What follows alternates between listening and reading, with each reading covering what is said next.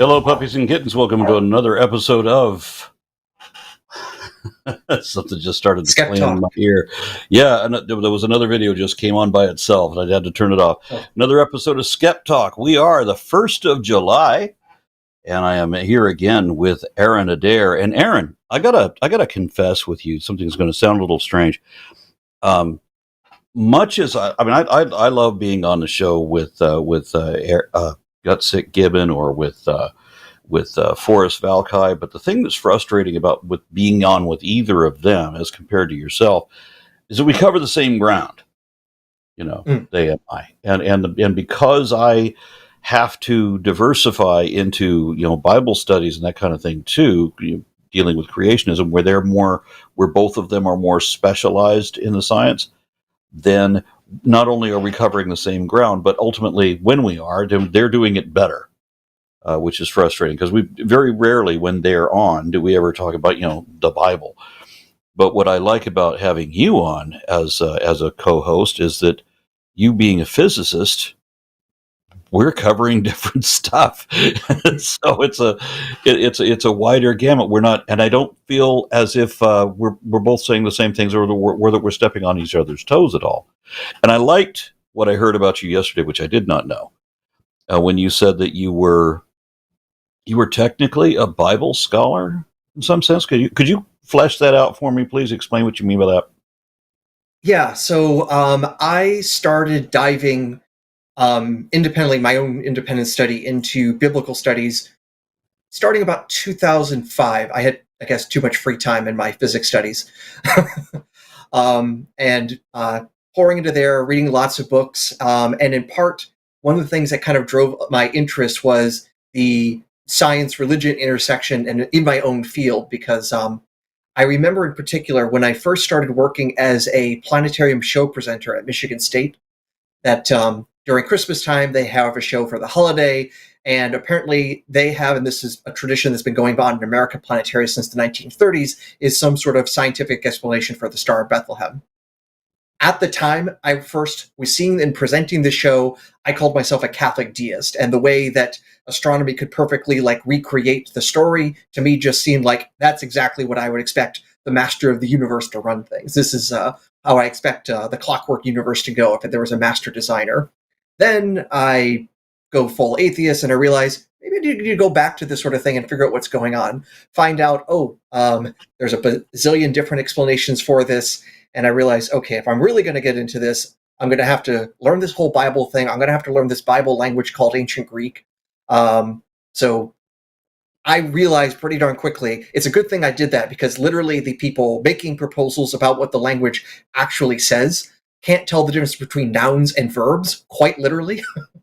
And yet are going to tell the experts that they're mistranslating these technical astronomical terms. And I'm just had to go in and realize, no, that's wrong. And one thing led to another. It led to first a publication in a journal that's called Zygon, Journal of Science and Religion. That helped me get invited to this conference at the University of Groningen in 2014, where I'm basically presenting both my research on the history of the topic and why it's bunkum. And I'll just give an anecdote from that conference. So I'm the third speaker for this 2-3 day event. And I go up there, I give my spiel and why this stuff is, just ultimately not going to work. I sit down and the person next to me and says, I think we're done. So I fit in pretty well there, and had a number of other publications that either I have done or are in the process of getting done. I've presented at the Society of Biblical Literature twice before. I'm doing a third time this year. So I'm, in the absolute sense, definitely an amateur, but because I've at least gone to the conferences, I'm in the circuit, I have colleagues in there, I can at least call myself a Bible scholar, but not a professional one, not by a long shot. Okay. Professional dilettante is best I can say. Well, I did like the way that things were playing through us yesterday, and as I said, when you launched into that, which I was not prepared for. Did not expect. It was that was welcome. Thanks for sharing that, and I'm glad to be on the team with you. So I thought I had Call-In Studio open here. Let me reopen it again. I've got a couple of things that seem to have closed on their own or opened on their While you're own. doing that, I should note, though, that you do need to be a bit careful when you have physicists on, because there is a bit of arrogance in physics because, well, what is biology? That's just applied chemistry. What's chemistry? That's just applied physics. Everything is ultimately physics. So if you know physics, you know everything. It's just a bunch of quarks. Okay, and that's one of the reasons that I don't do physics. That, and it's just math, which is no fun at all. At least with evolution, it's a lot of it is conceptual. There's things to understand. All right, so you want to jump into calls straight away? Oh, we must. Oh, okay. We should probably remind people that we will be taking super chat, so $5 and more will get read. That's worth noting right at the top. Very good. Yes, very good. All right, so we're going to open up the calls to Sam in Georgia. Sam, go ahead. How's it going, guys? It's all right. So I have a main question for you, Aron. Yeah. I don't know if you've seen the call screening notes, but anyway, on previous shows or maybe on your own publications, whenever you talk about the God of the Bible, you use the name Jehovah, and I'm not sure why. Because from my understanding, it's supposed to be Yahweh, because J did not exist back then. Yeah. So there's the Tetragrammaton, YHWH, which is where you get the pronunciation of Yahweh. But the reason for this, was it explained to me, was that that nobody knows the true name of God because they've hidden the vowels. Now, I understand that Hebrew has a strange thing with the consonants and vowels as far as languages go. But specific to the name of God, it's alleged that we don't know what those vowels are, so we don't know what God's name is. So all we have is YHWH, and a lot of people pronounce that Yahweh. But we do also have elsewhere in the Bible, we have the mention of Jehovah, right? So there's mention of Jehovah. And what is Jehovah? They didn't have the J, but they have the Y. And it's just like they didn't have the J, but yet we have Jesus and we have Joseph and Joshua and so forth. So what are their, like all their names is all Yeshua, right? So if we have a choice of the vowels and in between the YHWH, we have Yehovah. Now we've got the pronunciation of Jehovah, don't we? Yehovah. Yeah, but which is supposed to be something that we breathe something we breathe automatically when we walk. That was one of the other stories. Is that we just naturally breathe God's name all the time because God is supposed to be the breath of life. I've heard that one before, but what it sounds like you may be going for is more of a English adaptation of the name instead of what it was. Where English what we comes in. think it may have been. Pardon? I don't see where English comes into it. Where you were just talking about the, well, I guess maybe I wasn't paying enough attention then. For me, for what you said, because from my understanding, is the sounding that you just did, that sort of thing that came from Germanicized regions of the world during the time where the Bible was being translated. No, we didn't. That was not a pronunciation that was typically thought to have ever been pronounced that way previously. No, I'm mainly getting this from Owen because he was a Jehovah's Witness. Okay, I think I'm understanding it correctly. My understanding was that it doesn't matter what your native language is. In the old thing about when you're walking, you're kind of out of breath for you walking a long way. People have labored breathing when they walk a long way. Yehovah is just how they breathe. Doesn't matter what your native language is. Again, if we just assume that we're only talking about Hebrew or Aramaic, then if we choose the vowel sounds between the YH, the WH, and so forth, Yehovah, well, then we have the root of Jehovah. It doesn't. That's not Germanic. It's not English. It's supposedly originally Hebrew. If I can also throw in a little bit of extra note, the reason also the vowels are a bit messed up is if you go to the vocalization that you have from the Leningrad Codex that was ultimately from the Masoretes who created like the dots above and below the Hebrew letters to indicate how to pronounce things, they had the purposeful misuse of the vowels over Yahweh, and instead they used the vowel pointing for Adonai, which is what you're supposed to say to avoid saying the divine name. And this was kind of a way to also indicate, don't pronounce this as the actual name of God, but replace this with Adonai, which literally just means Lord. So that, of course, then becomes confusing if you don't realize there's this weird rabbinic tradition, and then you come in and then you try reading the vowel pointing that's there, and then you, get brand new vowels that were not original. Right, yeah, because way back when, saying, God's name was supposed to be like a cursed thing. If you said it, you'd be cursed. So they would put it differently in the text so people wouldn't say it. Well, it's not necessarily a curse always. You can say the name and it also brings a blessing. Like in Talmudic legend, Lilith supposedly knew the true name of God, and by uttering his name gave her the ability to fly, and that's how she escaped the Garden of Eden and went on to have orgies with devils on the side of the Red Sea, or if I remember correctly. Well, that sounds fun. Yeah, and then somehow or other Lilith becomes like one of the queen of the vampires or whatever. This is Talmudic legend. This is not doctrine. These are not to be taken too seriously by biblical scholars. Sure, it's interesting in terms of tradition. Tradition. Sure, yeah, I guess I need to go back and consult or see what biblical scholars say about the name more.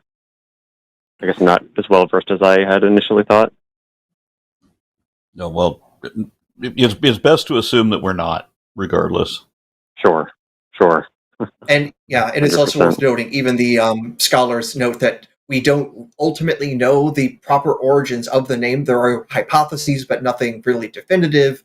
We're not 100% sure of the pronunciation, and we're also not 100% sure of what is the etymological roots of it? Is it, does it have some sort of meaning? That sort of thing. Just like most names that are out there have some sort of original meaning. What was the original meaning of Yahweh, or however the pronunciation was? And as you can imagine, there's a lot of debate because the evidence is scant.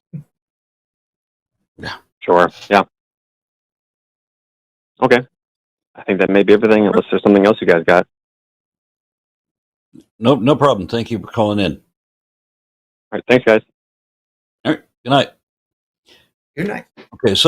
Somebody always wants to know what the hell I'm drinking, and at this particular moment, it's I think a local brew. I'm drinking Andy Gator, whatever the fuck that is. Something my wife got for me. Anyway, just answering the question in the chat. I have to assume that comes from Florida. 8.8% alcohol by volume, and I can't see where it's from. So my apologies. Oh, it's a beta. Anyway, let me see. Let me check to see if we have any call logs. We don't have anybody waiting in queue yet. Frustrating because I'm always asking people. I'm always inviting. Hey, you want to start these conversations in social media? Be a hell of a lot more fun if we could do this in real time instead of typey. But I always get the impression that I'm talking to some kid on their phone, and that's all the bravado they got. I would love to have more real time conversations. So, what else are you working on right now? So among the things, like with my normal day job, I've got plenty of that. Have a conference I'm going to next week that's normal actually physics related. Hold on. Normal day job, you've got plenty of that. Help me. What is your normal day job? So full-time I work as a data scientist in the defense sector. So that primarily is there to pay the bills, and I get to work on things that I think are really interesting. You're in the But of defense course, sector. not. Okay. Yes. That explains why Which you're of course so means defensive. that's not how my wife has put it. Anyways, that's my main job. But I also am a research affiliate at MIT, and we got a conference here in Boston in just next week relating to my area of research, which is physics education research. So we're presenting some stuff there. And then in my other job of, like I say, moonlighting as a Bible scholar, I'm currently working on a new book with my co-author. So last year, my co-author, Jonathan M.S. Pierce, and I came out with a book about aliens and religion, about what could or might be the theological issues that happen once we definitively show that there's intelligent life out there in the universe.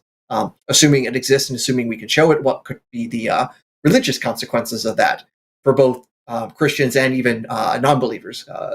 Because if the aliens show up and they're Mormons, there's some weird things that we need to answer to that, among other things. So right now we're currently working on another book about the Exodus and the historicity of that, and how does that tradition ultimately develop. And well, tell me for a moment about the historicity of the Exodus, because this comes up a lot.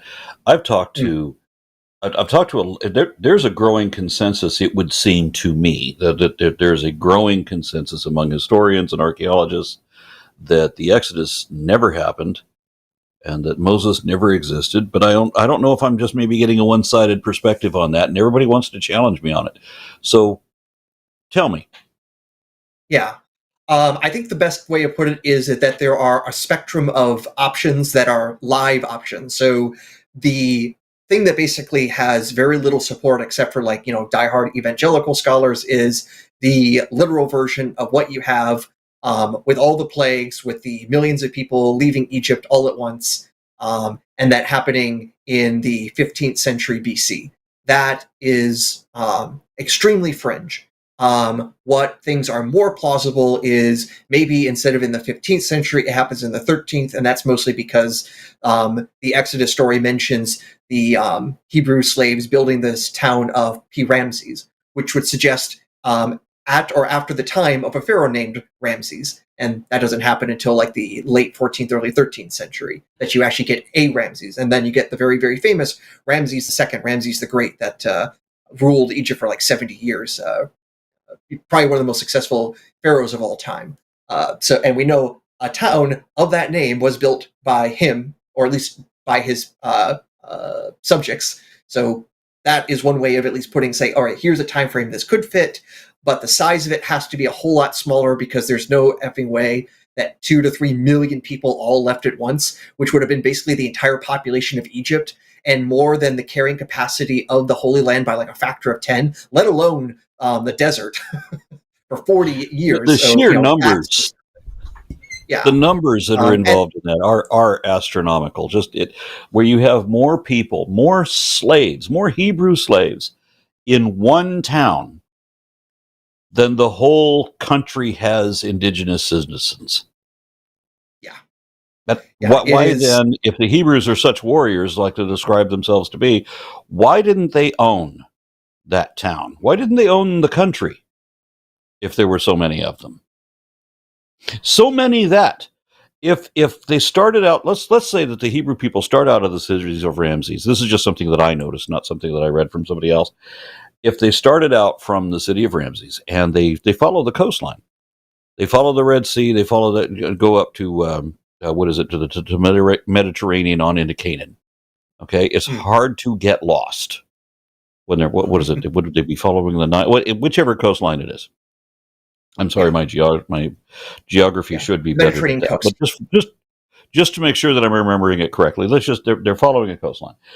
If they were to follow one man in front of the other, 1 meter ahead of the other, right? They start walking, and they're what are there? There's 600,000 Hebrew men on foot. These are supposed to be the fighting men, and that doesn't account for how many additional people, old people, women, children, that sort of thing. How many people are actually on the move? But if there's 600,000 just to start with fighting men, then if they start out walking single file, one man in front of the other, the first guy would get to Canaan before the last person left if they're marching single file 1 meter ahead of the other. Mhm. It would take 2 weeks to get there, and their original camp would still exist. How the fuck then? And this is following a coastline. It's hard to get lost when you're following a coastline. Yet, with God as your guide, you could be lost in the desert for 40 years. Does that sound like an unbelievable story? Well, as the story even says, they are actually explicitly not to take the coastal route because that would then take them through Philistine territory, which is actually a problem. Um, because we know when the Philistines showed up, and they didn't show up in the 13th century, they showed up in the 12th century. So there's also another timing issue amongst many, many other issues with the traditional Exodus story. And that's if you want to make it Ramses, right? Because they always want to make it Ramses the second for whatever Yes. reason. While they also want, some of the evangelicals also want to say that the Exodus happened in like 1500 BCE, right? Yeah, that is basically in, I think it's First Kings. It says when Solomon had completed constructing the temple, and this was exactly 480 years after leaving Egypt. I forget the exact number, so I'm probably not saying that all correctly, but it's based on that sort of literal readings, like temple built this year, subtract 480, therefore Exodus in this exact year. And if you are an inerratus, then this is what you basically have to go with. Well, even if it's wrong. We have a theist on the phone. Delighted to talk to John in California. John in California, can you hear us? Yes, I can hear you. Can you hear me? Yes, sir. Yep. Yes, sir. Go ahead First of all, and I'd give like us your question, please. I'm kind of leaning towards agnostic now, but my question is basically, does the Bible really contradict itself? And also, why does God allow so much suffering if He could just stop it? Ah, the ancient question. Yeah, the ultimate question that was. Who was it that posed this like 3,000 years ago? And I would have thought that the question that this question would have ended it all. This Aaron, is who from was it? Epicurus. Epicurus, Epicurus, 2nd yes, century BC. yes. Who said that if whence cometh evil? If God end evil or I don't remember that. I'm afraid I would have to Google it. But yes, I understand what you're talking about. Why is there so much suffering? One of the things that I find curious is look at the way the construct of how all life is has been described as red in tooth and claw, and there's no way around that. That the world is a cruel. It's beautiful, sure, but if you don't have the support of society and technology to protect you, this would be a horrifying place. Having your children picked off by wolves and other things on a daily basis. What a terrifying world we live in. What a terrifying world every animal species has lived in for so many generations before people came along. What a frightful place. Yes, I see no God, no hint of God anywhere. Certainly no justice from above. This was something that we had to work out ourselves. The advantage that we had over the other animals is there's a stage in our evolution where we didn't have the great encephalization. We didn't have enlarged brains like we have now. When our brains were basically the same size as chimpanzees' brains, but our musculature did not have any more the power that chimpanzees did. There was a point where we were no smarter and much weaker than chimpanzees. But the thing that we did have, and the thing that we still have to this day, is that we have more empathy, whether it's a greater number of mirror neurons or whatever the hell the difference is. Humans have a great deal more empathy for their family, friends, and fellows than do chimps.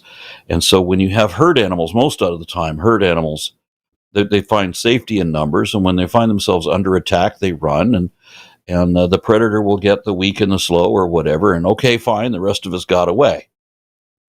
But humanity was a bit different in that whatever attacked one of us attacked all of us, because we wouldn't turn and run. Not if it meant leaving somebody vulnerable behind.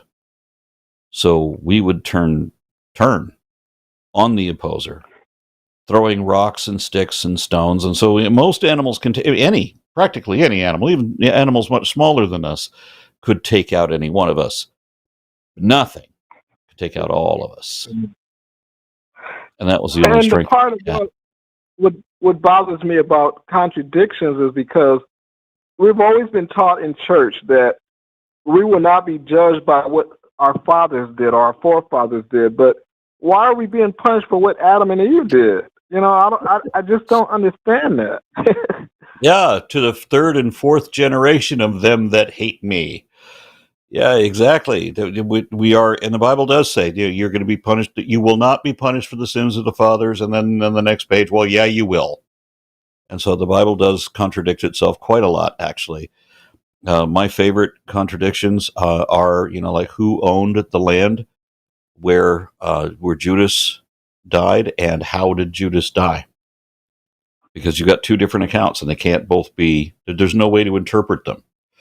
Judas either hung himself, or he fell headlong and his guts exploded on impact. Well, it's kind of hard to fall headlong when your head is tied to a tree.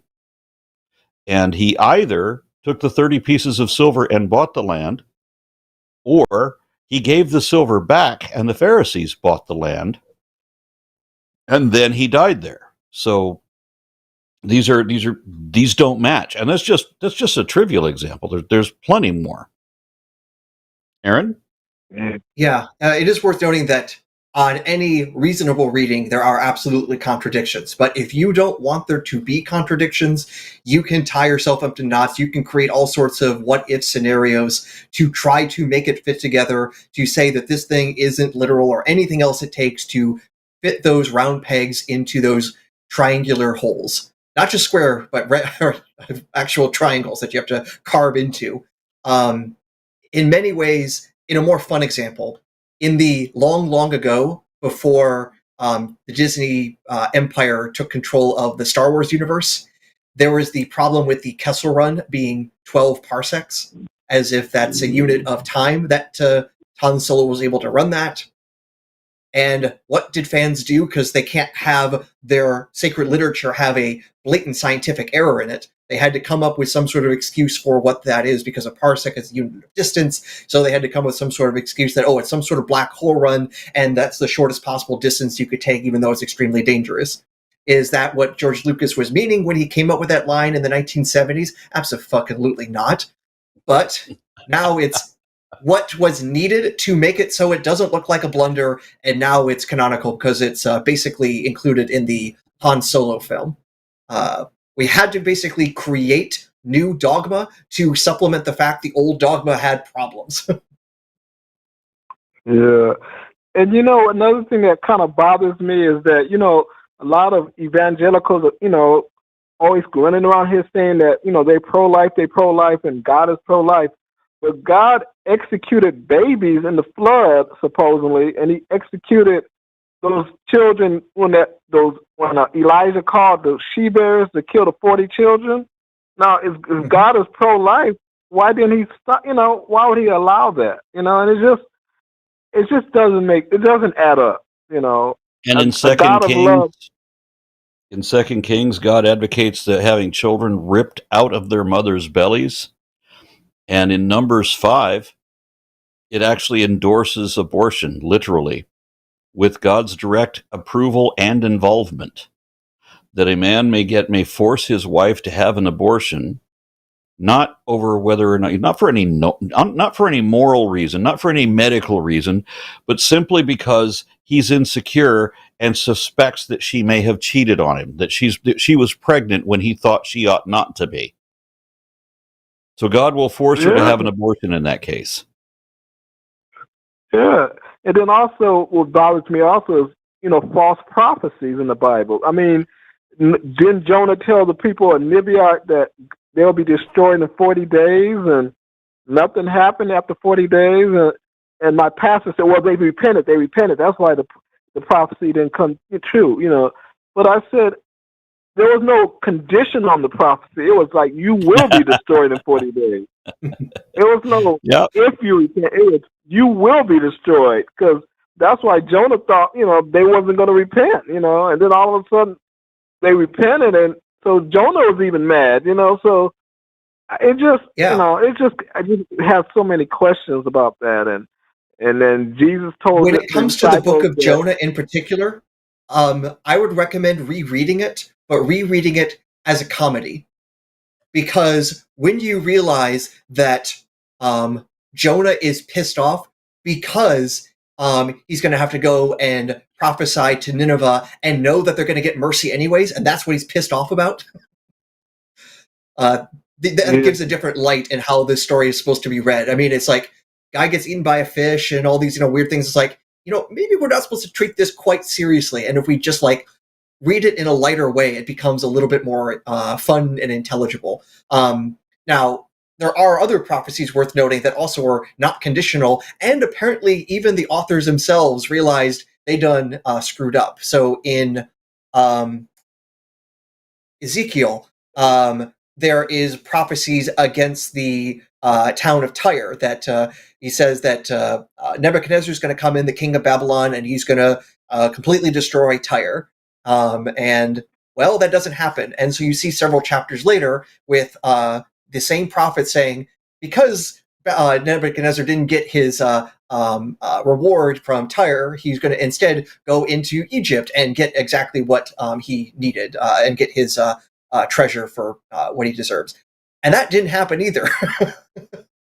So we literally see a failed prophecy acknowledging it was wrong and that there's going to be recompense to that, and it still fails. The funny thing is when he talks about how when Ezekiel says that Nebuchadnezzar is going to take the city of Tyre, he goes into specific detail about that. And of course, Nebuchadnezzar never does the thing, right? Now somebody else comes in a century later and sort of half-assed does the predicted thing, but still not the way that Ezekiel predicted, so that it was supposed to be that the island would sink and would just be a bare rock, for people to spread their nets, and so that nobody would be able to find Tyre anymore. But then later the Bible refers to the Tyrians again, because they still exist. And historically, they were eventually defeated and quickly rose to power again. It was supposed to never rise to power again, but they did. Now, they didn't last forever, 'cause nothing does. But we're still making references to the Tyrians. And then Ezekiel makes the admission that his previous prophecy failed. But this time, Nebuchadnezzar, same guy, is going to come in and lay waste to Egypt such that no man nor beast will trod foot in Egypt for 40 years. Well, Nebuchadnezzar's dead, and that never happened. So there's another prophecy that Ezekiel failed. Ezekiel failed like everything. But Isaiah failed some important prophecies too, and so did Jesus, as you were about to bring up yourself. Yeah, because even in Revelation, if you look at Revelation, and this has always bothered me, Revelation was written 2,000 years ago, and at the end of the Revelation, it says, "Come quickly, Lord Jesus." I mean, quickly, that gives the impression it's going to happen like right away, It don't seem like it's going to be 2,000 years in the future. If I tell my wife to come home quickly, I'm not thinking she's going to come home 10 years later, I'm thinking she's going to come home within maybe an hour or so, So how do you define quickly? You're waiting for a fax or an email, and what you get is Pony Express. But it's just so many questions I have, and it's bothering me now. And I think a lot of these pastors and ministers, they know all this stuff, but they just take advantage of people that, because they're all about the money. These big old pastors like Joel Osteen and, Jerry Falwell and all those other ones, they just want that money. They don't want to, they could care less probably about people that, really want to believe. It's like, it's all about the money in these big mega churches. And, but, people don't hold their feet to the fire. That's why I love Aron's videos. He tears those people left and right. I can watch them all day. I wish Thank you would you very debate my pastor. much. Well, set it up. Maybe it can happen. Did we cover your question adequately? Because I'm seeing that we do have another theist on the Oh line. yeah, I really appreciate it. I just discovered this channel, and I'm in love with this channel now. Well, thank you. That the producer behind this does good work. I'm really proud of Jimmy. All right. Thank you very much. Thanks We'll let you again. go. We'll go ahead and bring on that next caller. Oh, before you do, we have some announcements to cover first. Oh, that is correct. Yes. And as I said, my screen's closed down, so I'm going to have to open up a different one to read this. All right. So tomorrow we have Chewed Gum with Eve Was Framed and Alyssa Ljub. And then and this is at 6 p.m. Central Time, all times Central Time, because it's the center. That's where we set it, because we're the center of the universe here in Texas. On Wednesday at 6 p.m., it's The Hang Up with Matt Dillahunty. On Thursday at 2 p.m. Central is the Transatlantic Call-In Show with Arden Hart and Josie Caballero. And then it will drop over to Sunday so that we have the Sunday show with Matt Dillahunty and Eve Was Framed. And then we have 7 p.m. We have at 7 p.m. After Dark. That's me and Seth Andrews. Well, that's going to be great. Here's another one that I don't like to compete with. I got a good voice, but I'm going up against Seth. Damn. Yeah, Seth's voice is so good it makes me sound like an old blues singer. All right, and then on next Monday we have SkepTalk, 6 p.m. again with John Gleason and Janice Selby. Did I read that right? Yes, I think so. Yes. Okay, we can go ahead and bring in that other caller now, and that would be... We have Job from Israel. How do you do, Job? I'm good. How are you? Oh, you got a good voice too. All right. Yeah. Thank you. What's the question? You guys were talking a lot of crap about the Exodus. So I wanted you guys to understand that the Bible is actually not meant to be read as a literal, historical text. You understand that, right? Yeah, we are certainly aware of that. Well, have you read the entire thing? I'm sorry, what? Have you read the entire Bible ever from Genesis to Revelation? I stopped reading. I did not read Revelations. Revelations was a fever dream to me. And I remember stopping reading, thinking that I don't need this because this is just nonsense. So I have not read. I can tell you that. I can tell you do need it very much on. No, this was clearly just drug-induced hallucinations it was nonsensical. So I left it alone. Well, that's what the end times is going to look like. So I hope you're ready. But it's not going to look like, because there's no God, we don't have souls, there's no afterlife. None of that is real. Actually, it's all Joe, imaginary. you're bringing up a question. You're saying unfalsifiable. So, Job, I got a question. I'm a little confused. You said the Exodus is not historical, or it's not literal, but you're taking Revelation as literally what's going to happen rather than metaphorical. To me, the reverse is a little bit more plausible, especially for, are you Christian or not? All the more weird if you're not Christian, but you're citing Revelation. Okay. I'm a Baptist. All right. Thank you for that clarification. All right. Mm-hmm. And it's my understanding, at least, that Baptists generally think the Exodus story is at least somewhat historical. One might be, but I don't think it matters is the point. You guys, I'm sorry, you what? guys are really putting the Bible up. It doesn't matter whether or not it's historical.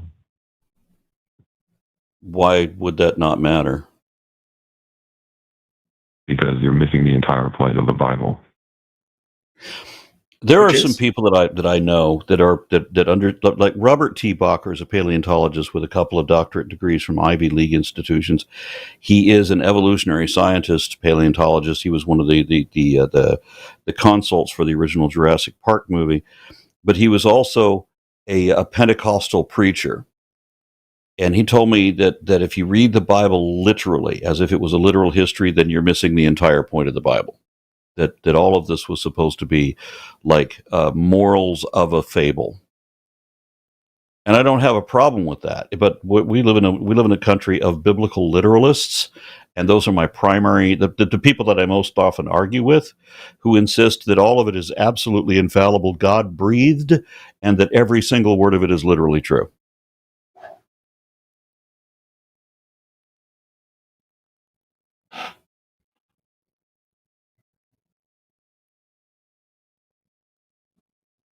Job? He's gone. We lost Job. Oh, that's unfortunate. Yeah, I want to quote something since this was brought up a couple of times. I was impressed to hear, and I saw it in the news in 2001, where the senior rabbi of the Sinai Temple in Los Angeles addressed his Passover crowd and said, "The truth is that virtually every modern archaeologist who has investigated the story of the Exodus, with very few exceptions, agrees that the way the Bible describes the Exodus is not the way it happened, if it happened at all." And I was impressed that a rabbi would address his congregation with that on Passover. And so I'm perfectly happy when people want to say that it's not literal history. Of course it's not literal history. But Job was just on here telling me two contradictory things. One, that it's not literal, right? That these are all supposed to be metaphorical things. But at the same time, the most obviously metaphorical part of it, being Revelations, was how the future was going to be. There's no way to reconcile those two statements. They contradict each other in more than one way. Aron, would you agree with that? Yeah, especially considering the only way that you can make heads or tails of Revelation is realize that maybe the best way to understand Revelation is imagine someone who grew up only in meme culture, and that is the only way they could communicate, with just GIFs and lolcats and things like that.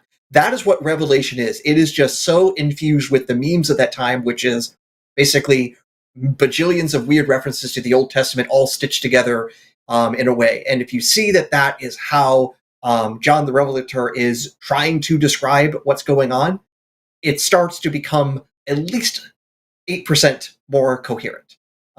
There's still a whole lot of work that you have to do to put it all together and realize what's going on, and realize also, like, literally it's like jumping back and forward in time. It's still confusing, but you can at least realize, okay, the amount of drugs required is at least less than initially thought.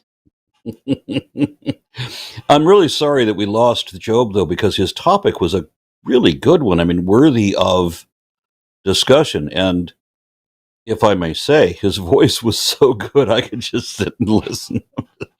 Damn, dude. All right, I can imagine we got a him couple recording his own version of the King James Bible would sell some copies in audio form. He would need to learn. He needs to get his mic up to speed, or because there was a couple of things that I wasn't able to hear from what he was saying, or just maybe clearly enunciate. But the raw voice, so there. All right, so I'm going to bring in one of these other callers. We got a couple of atheists waiting in, so let me bring in Ben. Ben from the USA. Hey, that's where I live. Hey, what's up? So I was debating about, like, I used to be an LDS, so my mom's like LDS, but she's trying to force me to become LDS, and I've been trying to tell her, no. Yeah. She told me that, oh, you'll find a good girl and stuff, and I was like, oh, come on, Mom, don't do that. So I've been debating and thinking a lot, because the reason why I have like a speech problem is because I have a learning disability, and I know I just don't want people to feel sorry for me. But I always think that when sorry about that. I'm just kind of nervous and stuff. But yeah, no need to be. So I've been thinking about it, I'm like, with so many religions, why do we have any religion at all? And people just push and push. Like, there's 5,000 different kinds of Christians and stuff, and then you don't know which one is true.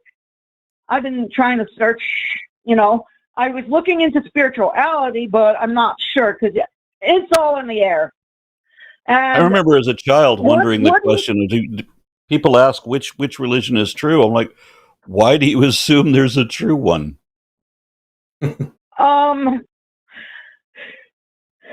Yeah, then I have coworkers who try to push religion on me and stuff, and saying, "Oh, you got to believe this one, or you're going to go to hell. You do the devil work and stuff." Everybody's going to somebody else's hell. Well, have you ever seen the movie Stranger Than Fiction with Will Ferrell? I don't think so. I haven't. Well, it's a good movie though. It's about a guy, and then a lady writes a story about his life. Oh shoot, can't even think. So she writes a story about this guy, and it's actually his story that she's telling, and so she's writing a story about someone else's life, and then it has consequences. Do you kind of get what I'm trying to say? Like, we could be writing someone else's story in our own head. I mean, I was thinking about that and stuff, like... No, I'm afraid you lost me. Consciousness. Our mind's writing stories, even if it doesn't exist. I know I'm trying to put it in words that you can understand, because since I was born with a learning disability at the age of 6, it's been kind of difficult. Ben, can I try guessing what you mean? And you could tell me if I'm close. We are basically interpreting the way we see things, and in a sense kind of creating our own reality, that there's what actually happens, and then there's how we perceive things, and it's that perception that we tend to live rather than what's actually there. Oh, yeah, kind of like that. Okay. Sorry, I was just confused. But I'm not trying to argue about religion. I'm just trying to have a peaceful conversation. That's all I want. Okay. And it's because, like, we all have one life, What do you do with it, The question that showed up in the queue implied that you were going to ask, is there any religion that could be true? Yeah. Well, that depends on how we define religion. The way I personally define religion would not include the one religion that I belong to. So, I mean, my definition of religion, and nobody else has to use this, but it makes sense to me, is that religion is a faith-based belief system which posits the notion that a supernatural essence of self somehow survives the death of the physical body to continue on in some other form. Now, every religion I know of that is universally accepted as a religion by both its adherents and its critics fits that definition. Even the Pharisees and Sadducees still believed in this some kind of a light of spirit, a breath of life, spiritual essence that then went to the land of the dead, which is considered to be underground. Even if they didn't have a life in the afterlife, there's still this essence of it. And every religion holds to that. I went to a Buddhist temple where the Theravada Buddhists from Thailand, and they were insisting that we don't believe in religion, we don't have a god. But then they described their position as exactly my definition of a religion, and then they said that that the Buddha was someone who still exists after death, and that they could ask the Buddha, they would ask him prayers, and they would answer prayers in the form of miracles. I'm like, You are describing a God. You just told me you don't believe in a God, but you're describing a God. And then they said, well, we don't believe in the self. And then within 5 minutes, they're saying, that you could die and then be born again as a different person or whatever. I'm like, you just said you don't believe in the self, but you believe in you being born again. So all these contradictions. I'm not welcome at that temple anymore, by the way. They did not like me being a student of theirs at all. But I mean, all of these religions seem to hold to this. So you want to say that is there any religion that could be true? They all depend on. I got it mixed up. Yeah, they all depend on there being a soul of some kind, right? Every one of them. Yeah, every one of them. And then they describe hell as, what is hell? You're gonna Well, they don't all have forever. hell. They don't all have hell. I mean, the Bhakti Hindu, for example, they say that you will be born again and again and again, and you'll live and you'll come back as different animals or whatever until you eventually achieve Krishna consciousness, which in the Buddhist counterpart would be when you eventually achieve nirvana. So there's so many times when you can keep playing the game before you finally win it, would be the way that they put it. Oh. So does that mean, like, why is there so much judgment in the world? If you're okay, I don't want to change questions. I don't want to change questions because we want to prioritize theists, and we have 2 of them in the queue right now, and I don't want to drop either of them. Yeah, so if we've done to your question, I don't think any religion can be true for the reason that they all require souls, and we don't have souls. So no religion can be true. All right, thanks. You answered my question. Thank you very much. All right, bye. Let me jump on to the next one. All right. Okay. All right. So you have a preference on these upcoming 2? We have a choice of theists. I don't even see what the options are, so please, all right. Aron's pick. Okay, let me jump to Jake. Jake in Canada. Can you hear me, Jake? Hello? Canada? Hello, Jake. Canada? Yep. Hi, how are you? Can you hear me? Yes. We hear you. Okay, great. So I just wanted to say that, after some investigation and some researching, that I do think that near-death experiences are evidence for a God. That's too bad. Sorry? That's too bad. That's too bad. Why is that too bad? Well, because senior researchers into near-death experiences over the last 50 years have begun abandoning the whole thing because they can't substantiate it. One of the leading voices for this, for example, what was her name? Blackmore, Susan Blackmore, eventually realized that they'd made all these predictions 50 years ago about what their research was going to resolve over the next half century, that the things that they were going to learn, the knowledge that they were going to improve upon. And they eventually realized that after 50 years of research that there are very few instances that they don't have clear explanations for. And then when you complicate that further by the fact that we still don't have any evidence that there even is a soul, neither in philosophy, nor in physics, nor in neuroscience, but that we also have all this evidence against souls, then there's not even a possibility to work with. So Susan Blackmore is no longer an advocate of, or she's not a researcher for, nor an advocate of near-death experiences. She's abandoned the whole thing. Okay, and what makes her so important? She was one of the senior researchers for it. But the issue is not that she is important. The issue is no possibility of this being right. There's no evidence for souls. There's substantial, profound evidence against souls. And then as Sean Carroll put in one of his presentations, there's no possibility for anything supernatural to affect the physical, and so on. But when we But it just effectively depends on now what know that we don't have souls.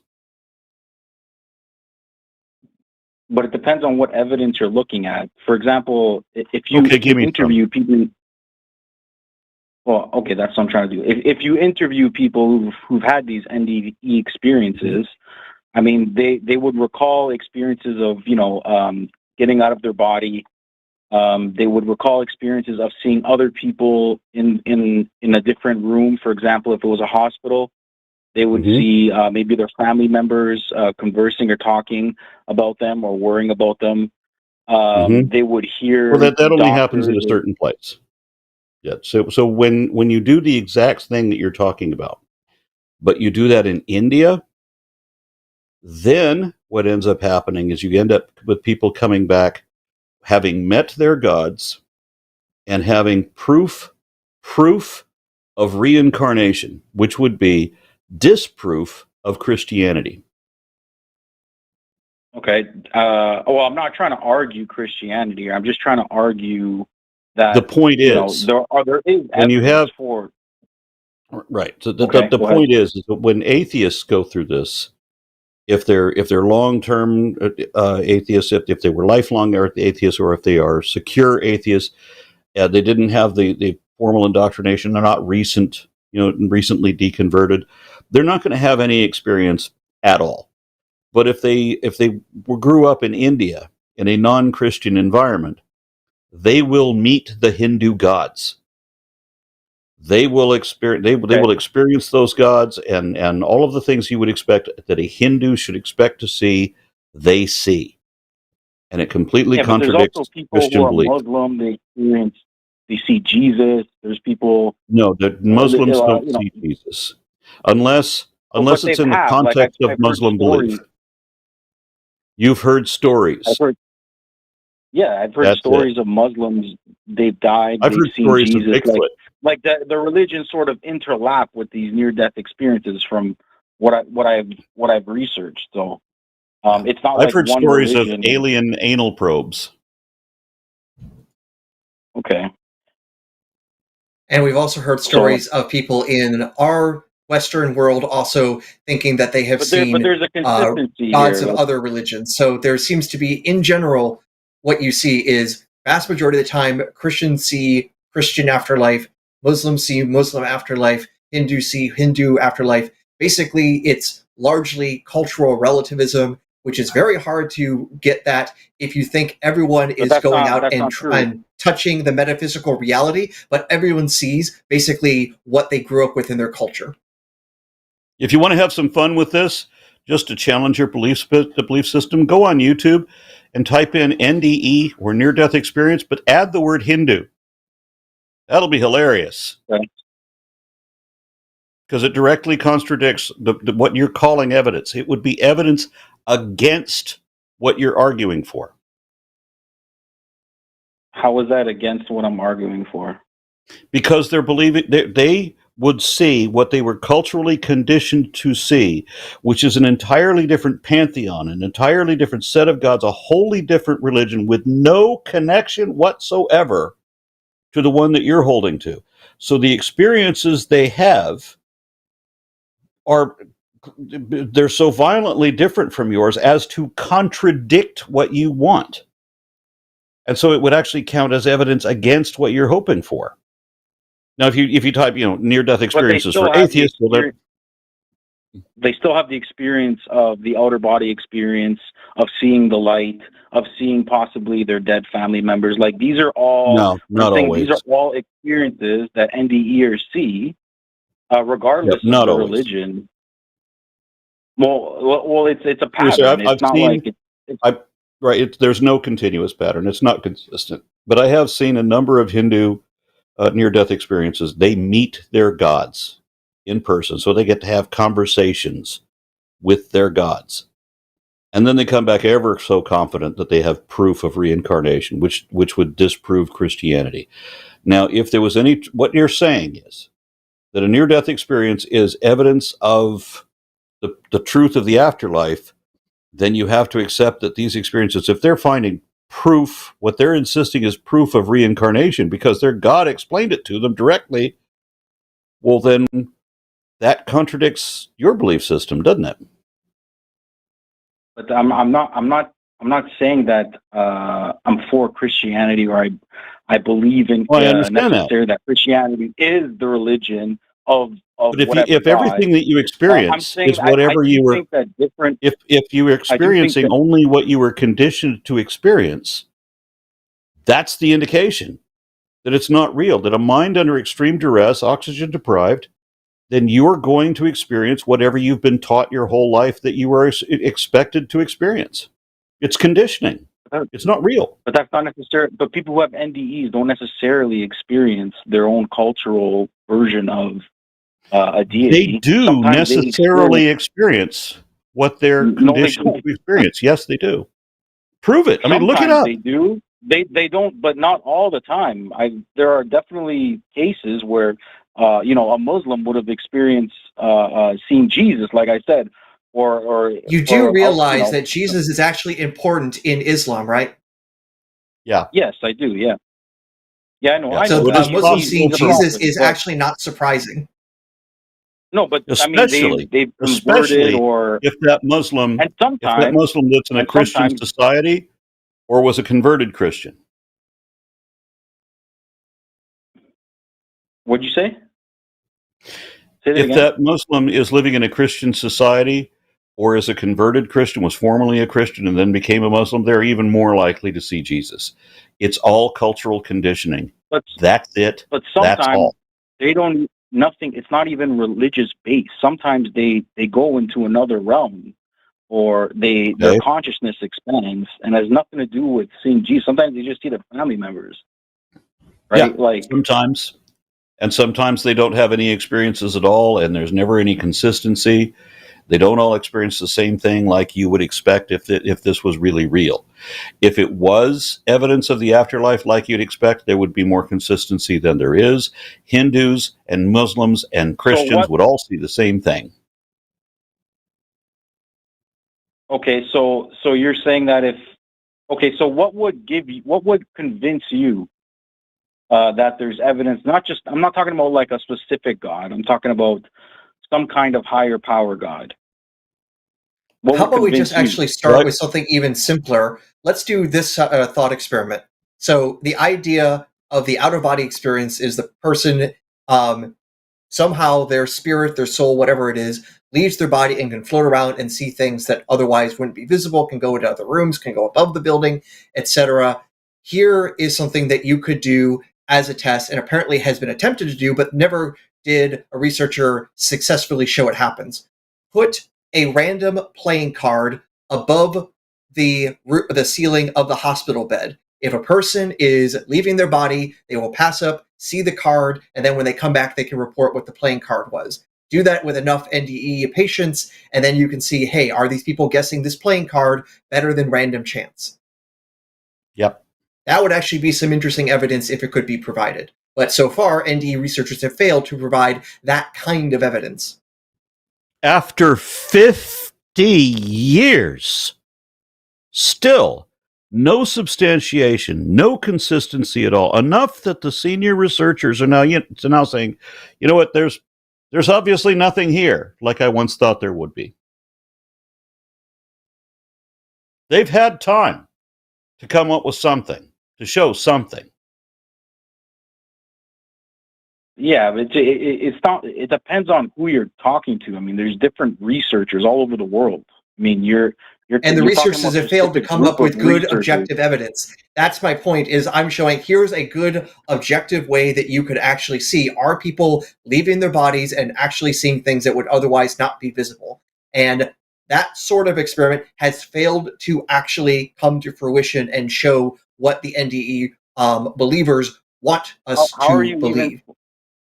How are you even supposed to test that? I mean, the person has. I'll tell you. The person has to die.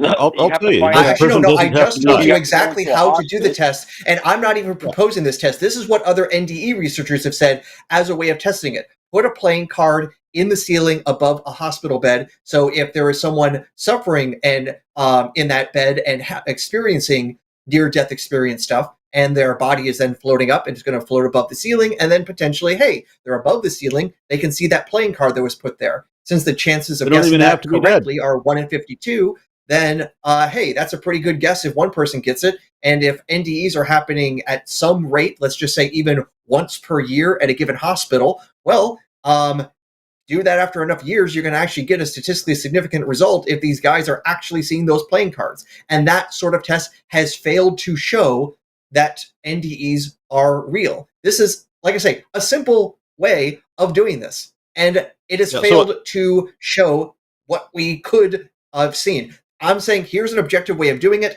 cutting through all the cultural BS or anything like that, and it doesn't exist, and all we have are a whole bunch of stories. So all I can say is, Jake, cool story, bro. What else you got?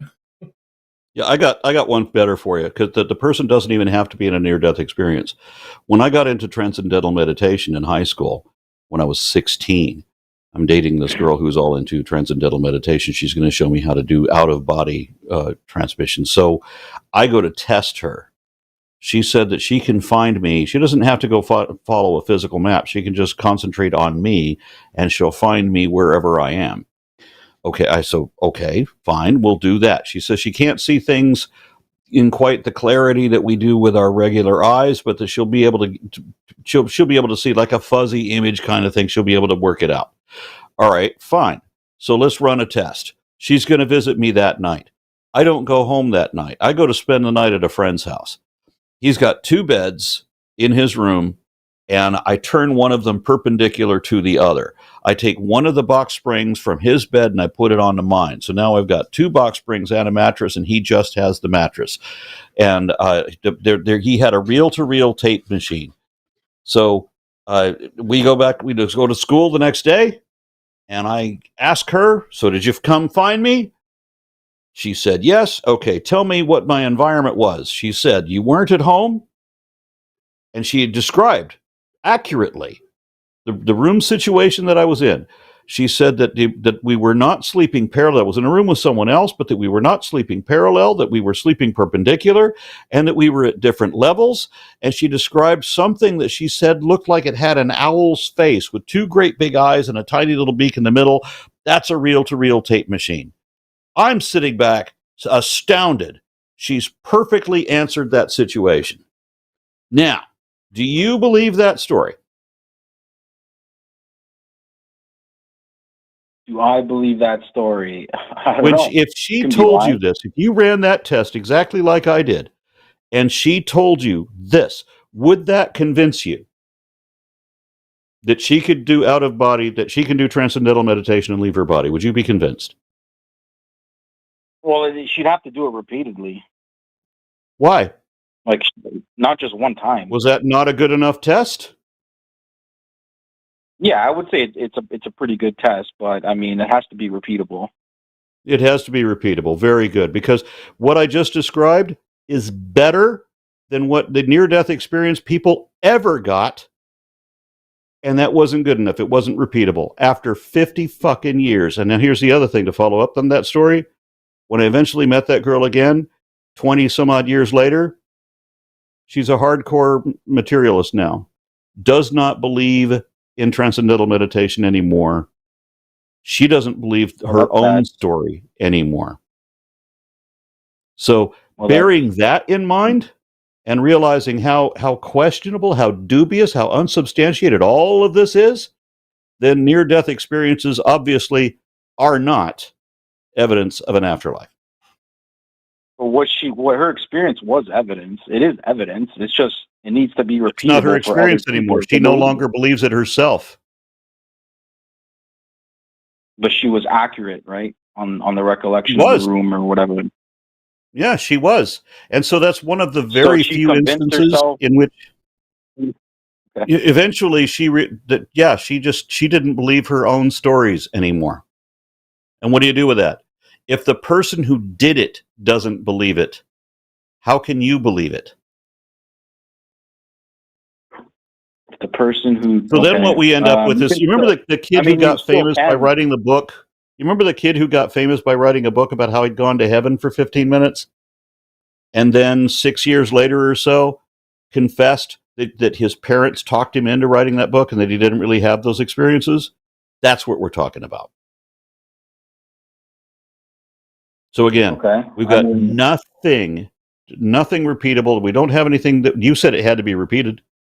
We've got somebody that met a very good standard of evidence once, but couldn't do it again and doesn't believe it now, and has recanted her own story.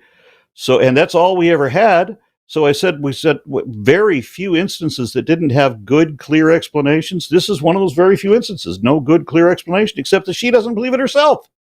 If she still held that was true and that really happened, I'd have to sit here and stroke my beard about how that could have really happened. But she doesn't. So I've got nothing. And near-death experiences, we got nothing.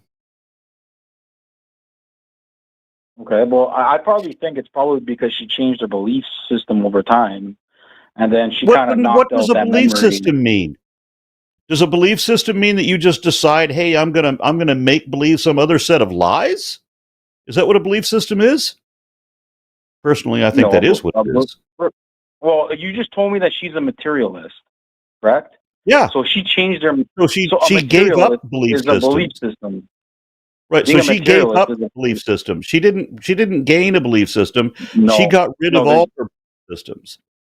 A belief system is where you have required beliefs. You have required beliefs and you have prohibited beliefs. When you go to free thought, you are now able to think and believe whatever makes sense to you and change your mind as you feel necessary. But so it is not. But this is the thing I disagree with. But this is what I disagree with atheists is that you have, as a human being, you have to believe in something, right? No, you don't. Either you believe that something. Yes, you do. Because if you didn't believe in anything, you couldn't even get up in the morning. No. We can accept things to be evidently true, but when you say belief system, we're talking about something else. Now we're talking about make believe. We're talking about something where you're determined to believe something, whether it's evidently true or not. No, because being a materialist is a belief system. No, it isn't. 100%. 100% not. Okay, so we know it's that there's things that a belief exist. System. It's 100% a belief system. It's 100% not a belief system. Do not tell me what I believe and what I don't believe. I know better than you what I do or don't believe. Trust me on this. I'm me, not you. If you're a materialist, not having a belief is not having a belief. Can you listen to me for a sec? That doesn't make sense. Because if you're a materialist... Don't pretend as if you know what I do or don't believe. I know better than you. Yeah, well, that's arrogance. That's not no, being that's humble. Just a fucking fact. So if Jake, you want to, sure it's the height of arrogance the that you tell somebody else what they actually believe. That sounds far more arrogant that you know him better than he knows himself. Yeah. So I have analyzed my position. I have analyzed my position, and I realize that faith is the most dishonest and auto-deceptive position a man can hold. So the best thing to do if you want to seek the truth is give up faith entirely. Give up beliefs. Hold tentatively only to what the evidence can support. You can't, because you're a human being. You need to believe in something. No, whether you believe that God exists don't. Or whether you believe... I don't. I don't have to make believe things that are not evidently true. I don't have to believe anything. Quit repeating an error after you have been corrected, sir.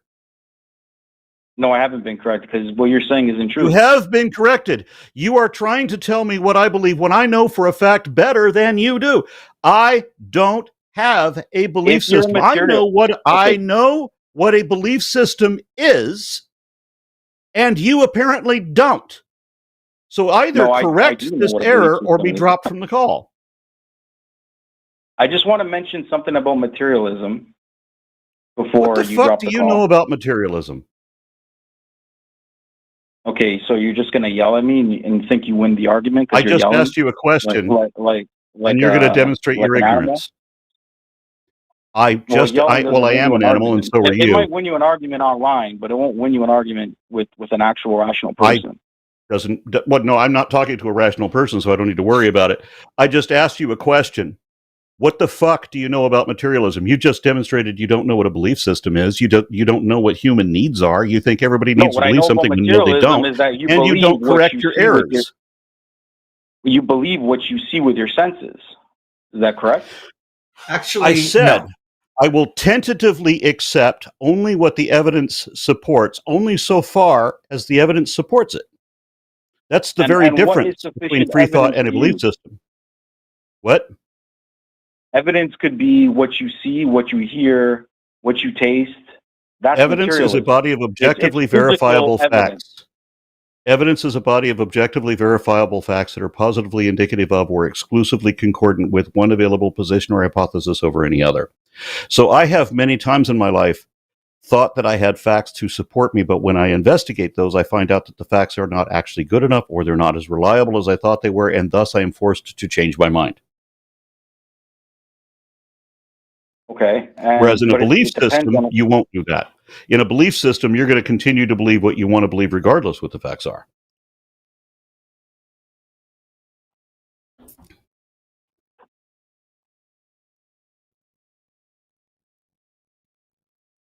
I mean, either way, if I mean, you're saying that the facts are that God doesn't exist. No, the fact that God is that God evidently does not exist. And logically does not exist. Based on what? Evidence and logic.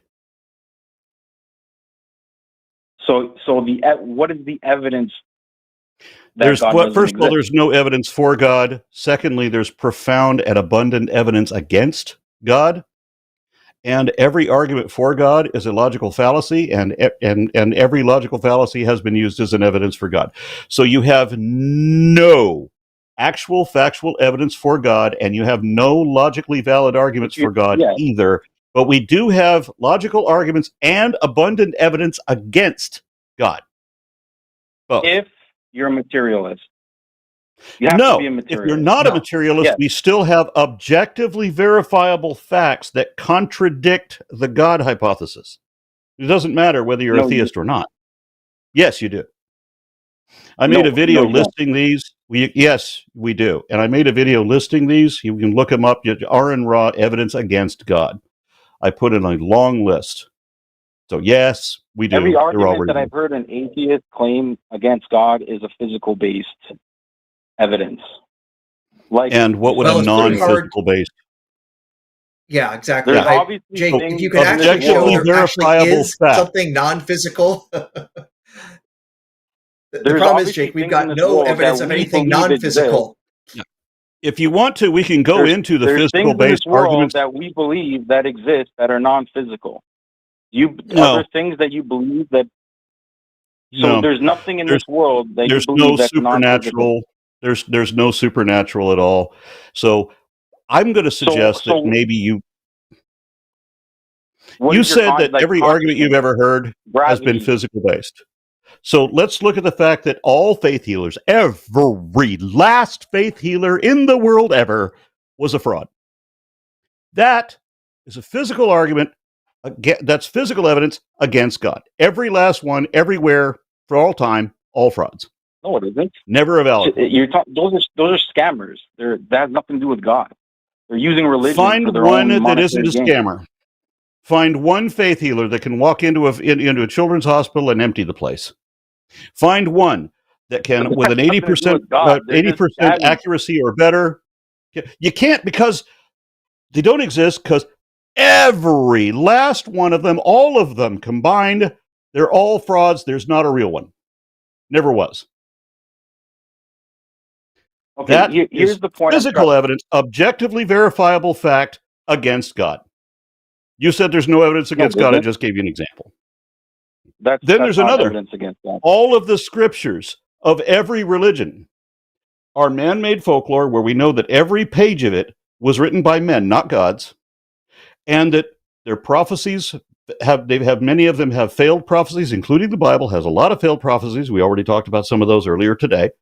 And they all have absurdities, inconsistencies, atrocities, and things that we know are not true, scientific idiocy, all of them claim as true things that we can prove to be false. Every last scripture written, no exceptions.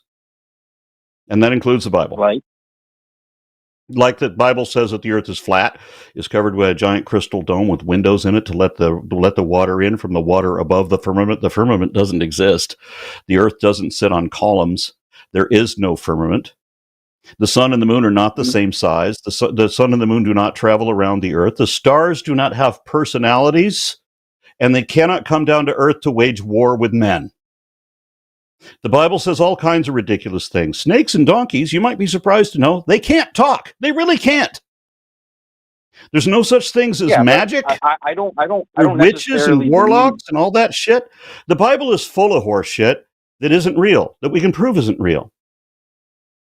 Yeah, but it's full of good things too. Like, you can't just dismiss the whole Bible based on... It's full of evil. You know, It's full of objectively verifiable evil. It advocates for child sex trafficking. It advocates for genocide. No, it doesn't. Numbers 31. Yes, it does.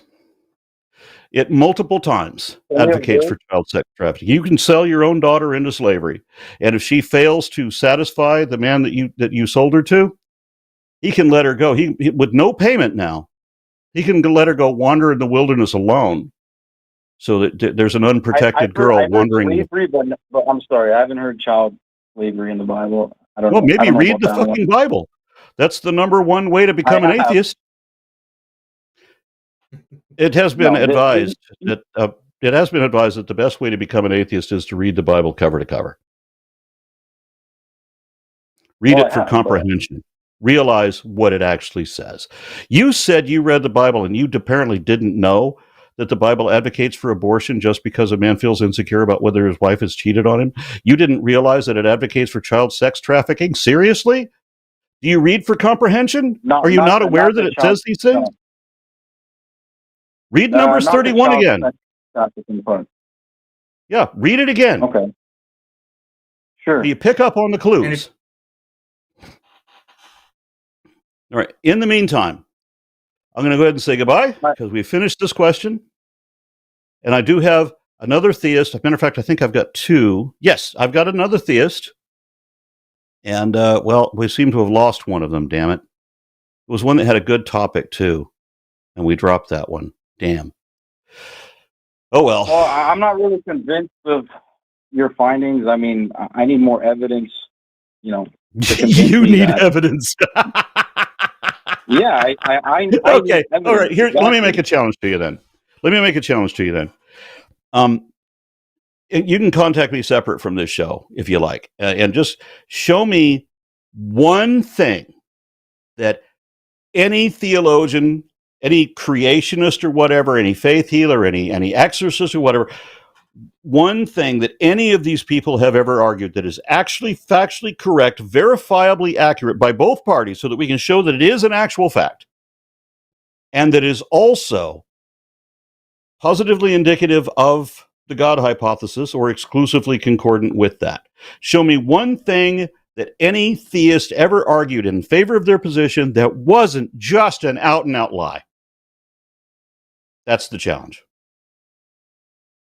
Okay, like I already know.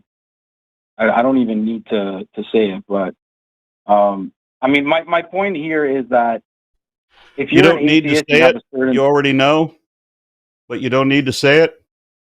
Is that an admission that you already know that there's not one example you could give? Yeah, I mean, look at the past 100 years. I mean, there's been more atheists the past 100 years than there has in any time in history. And society has gone to shit. The more we learn, the more we know, the less we believe. The more we learn, actually, we are probably in the most peaceful, prosperous time in human history. Oh, really? We're in the brink of World War III, and we're in the most peaceful time in human history. That's funny. Yep. The more World War III. Because you don't know anything, and that's because you memes rather than what's actually happening in reality. That's got to be a joke. If you actually look and see what has been happening for all of human history, you will actually find the vast majority of our time, most cultures were at war with other cultures. We have been absolutely freakishly lucky in this time. So among the books I'm going to recommend is Steven Pinker's The Better Angels of Our Nature, who also summarizes a lot of the work there, showing that, hey, we actually happen to be in our most prosperous times, most peaceful time, lowest levels of violent crime, nonviolent crime, et cetera, et cetera. Basically, all the metrics that we can go on and measure suggest that we happen to be in the best of times. Now, obviously, in a political sense, you're going to have, issues depending on which side of the political spectrum you're on. I can't believe Trump got elected. I can't believe Trump didn't get elected, et cetera. But if you get past all those little political fluctuations, you realize, holy crap, I am so much happier that I'm alive now than I was 100 years ago, let alone 1,000 years ago, let alone 6,000 years ago. Yep. You can also look up the most peaceful countries, the most secular. Hold on a second. The most secular countries are also the most peaceful, with the lowest crime rate, the lowest murder rate, and the most religious countries, as well as the most religious states within this country, all have the highest crime rate and the highest murder rate. That's not an anomaly. That's a consistency. And the more religious someone is, according to crime statistic, and yeah, I'm an atheist and I got kids. Is there anything else you'd like to lie about me? So another statistic is that the more I'm talking about our population is declining because people are not having kids because they don't believe in children. They don't. I believe in children. Well, I can prove they exist. Well, I don't have to believe in children because I can prove they exist. We're trying to explain some things to you that all of the evidence contradicts what you believe. So in crime prevention statistics, they've noticed that the more religious an offender is, the more and younger victims they will have. That there's a correlation between extreme religiosity and advocacy of the death penalty and advocacy of capital punishment and corporal punishment and child sex abuse. First off, the least religious people in this world advocate for abortion. They all advocate for abortion. That doesn't have anything to do with child sex abuse, does it? That has nothing to do with child sex abuse, now does it? If you look at the top politicians of this world, they're mostly pedophiles and they're atheists. They don't believe in God. Oh, I'm sorry. Robert Morris just lost his ministry. What was the reason? Okay. I wonder why Robert Morris's website just got taken down today. Do you know why that was? He was a presidential advisor, a spiritual advisor to President Trump. I wonder why. Oh, yeah. Child sex molestation. Just like the Catholics have this huge reputation. But you know what? It turned out it was not just the Catholics with the choir boys. It turns out there's all these evangelical ministers as well, especially the teen youth counselors. Whoa, do they have a reputation? So you know how to tell the difference? Do you know how to tell the difference between the Catholic and Protestant clergy? It's by which gender of children they molest. Do you know that the highest rate of child abuse is actually within the school, the education system right now? I don't know that. Not within the church. If it is because 20% of our teachers are young Earth creationists. Well, most teachers are women, and a lot of those teachers are molesting young boys. So you're saying that women molest more than men do? I don't think that's statistically supported either. Is there anything else you'd like to be? I think it is because today? I don't think you can justify any of the assertions you've made so far today. So far, you've been wrong on every point, every time. Well, I think you're wrong. Like, I don't think you've made any good points either. You think I'm wrong, but I told you ways that you can check to confirm independently. You can get on Google right now and show that I'm right and you're wrong. And everybody else is welcome to do that too. And anybody in a moment will be able to see I'm right and you're wrong on every point you've tried to make. You know that Google is a company, right? It's a corporation. Yeah. So if you Google something, it might not necessarily be true. Because what happens when everybody through Google is filtered through the corporation. So Google. Oh, so are you saying that there's a vast global conspiracy So that when not. you It's a Google fact. something, No. It's a fact. So if you're telling me to what's Google the fact? something, that just shows you don't know what you're talking about. Because Oh, if you Google something, it Jake, shows you that know you don't there's know more what they're than one talking search about. engine out there, right? give Use me a give me a different search engine, reliable you're going to source. get to Don't the tell me same to just results. Google something. Well, Jake, you can use choose a any different search reliable engine. source you want. You realize that Google or Excite or and any of the ones that you want to use, they're all going to direct you to different organizations, different statistics, polling centers, or whatever, and you can quickly see what data is supported, and you're going to quickly see that the Catholic Church really has a problem with the choir boy situation. Well, we lost our guy. Oh well, no great loss. All right, let me see who we've got in the call queue. We do have another theist here, and unfortunately, it's not the one that I wanted. There was somebody in here that wanted to argue for Christianity, and I really wanted to go with that one.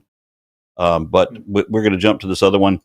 I'm talking to Jimmy in Texas, who again wants to argue for near-death experiences. So, Jimmy, can you hear us? Yeah, I can hear you fine. Very good.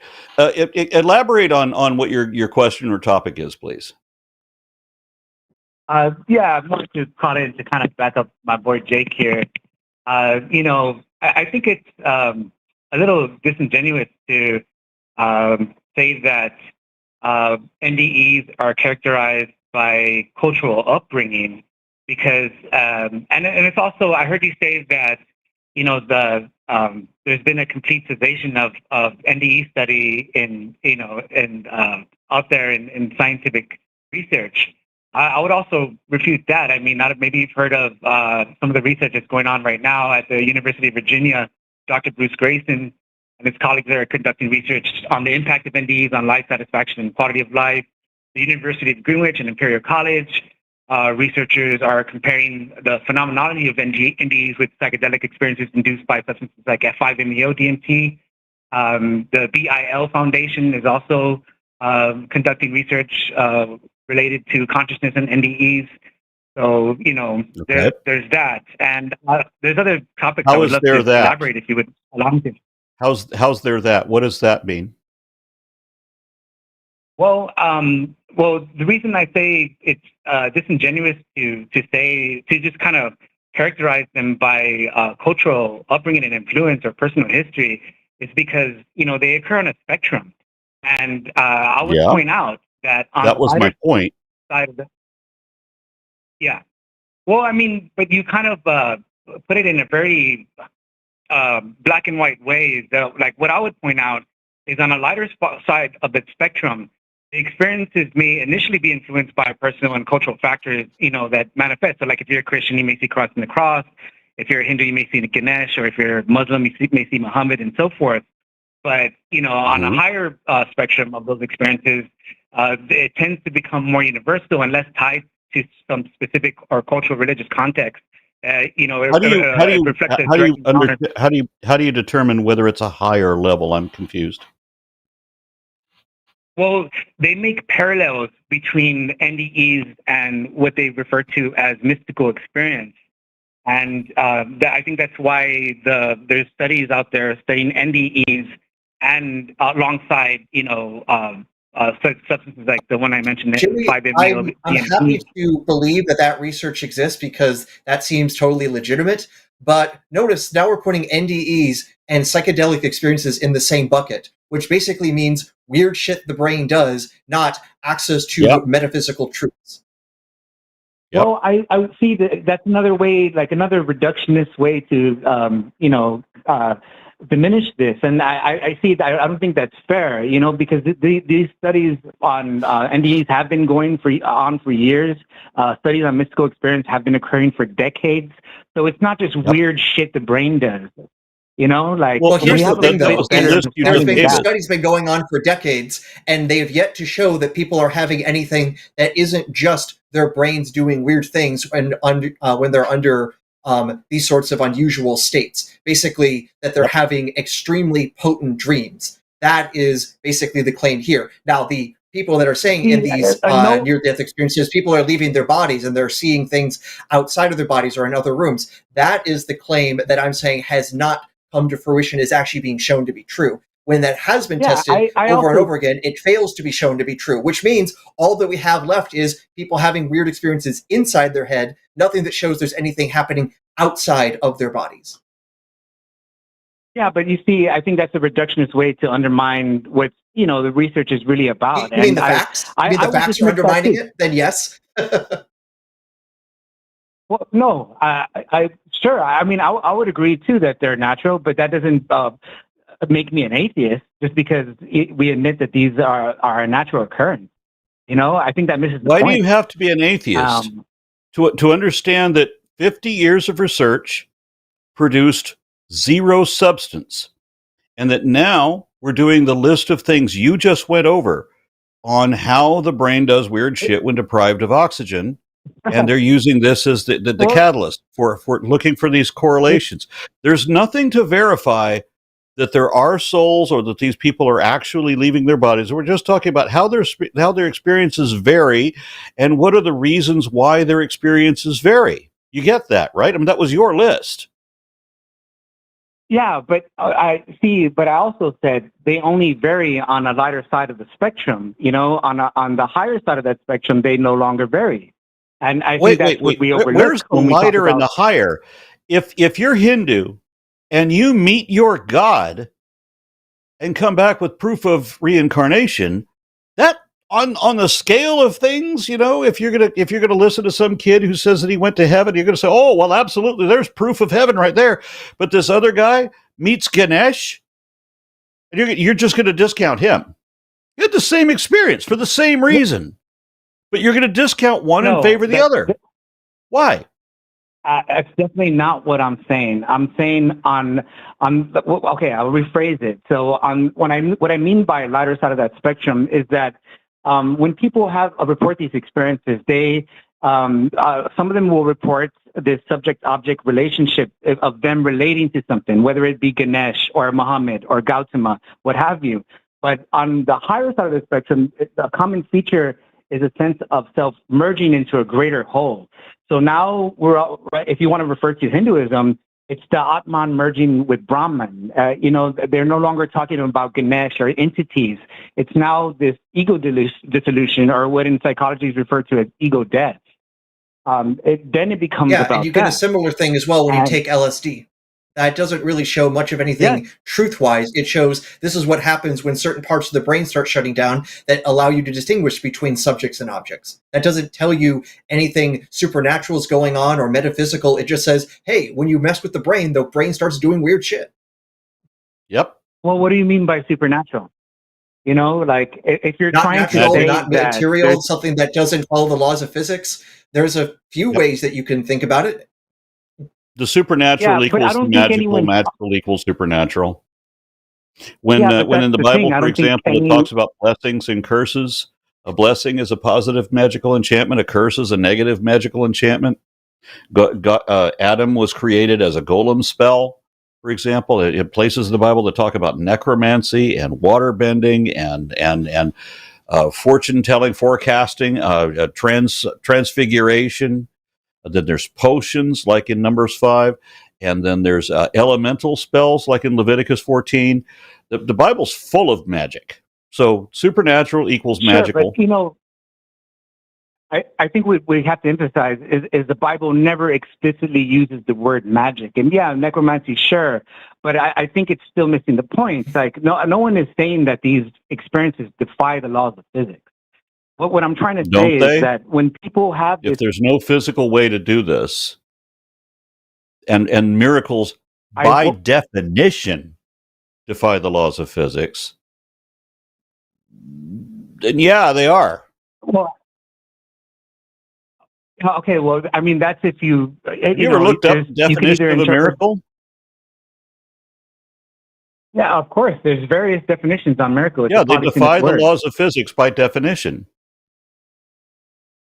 Or meaning it's something that a miracle is physically impossible, but happens anyway. Or it could be defined as something very rare, but that it's still natural. Okay, Not there really, is because, also for that. example, what is defined. well, the problem is that doesn't work very well, Jimmy, because, for example, if you want to look at what's the probability that I would have this particular genetic makeup, you'd realize, oh, this is, trillions and trillions and trillions to one. I am a miracle for existing.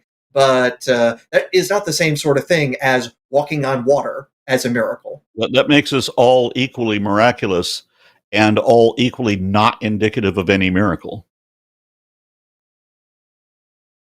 Sure, but I mean, that's if you have a literal interpretation. I don't interpret that literally. I gotta be You literal. use words the way they're used? Yeah. Words mean things. But I also think it's missing the point, man. Like I think even if you say that, I agree absolutely that it's a natural phenomenon. But I believe it's a natural phenomenon that has been occurring since time immemorial, since throughout the ages.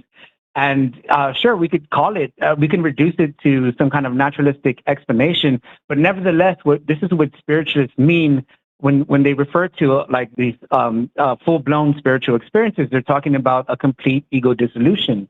This is why there's no such thing as a full-grown spirit. There's no such thing as a full-blown spiritual experience because there's no such thing as spiritual. Unless you want to change the definition. I mean, the closest that I ever come to being spiritual is when I listen to really good blues guitar, but I don't think that's the same thing you're talking about. Well, I spoke to you once before, Aaron. I think I challenged you to try a shamanic colonic. I think you're talking to me, though, so that would be Aron, not Aaron. Aaron is the guy next to me. I apologize, Aron. So you remember. Yeah, well, I guess the point I'm getting at here is if you don't like the word spiritual experience or the term spiritual experience, then ego death is how it's described in psychology. And this is essentially what people are trying to describe when this phenomenon occurs. And so, I think that's simply the point. And sure, you could say, I agree that it's not supernatural in the sense that it defies the laws of physics. But I think when people enter into that phenomenon, when you perceive it from the vantage Jimmy, point if I can of pause you having... here, because I need to point out something. Sure. Earlier you said you wanted to back up the previous caller.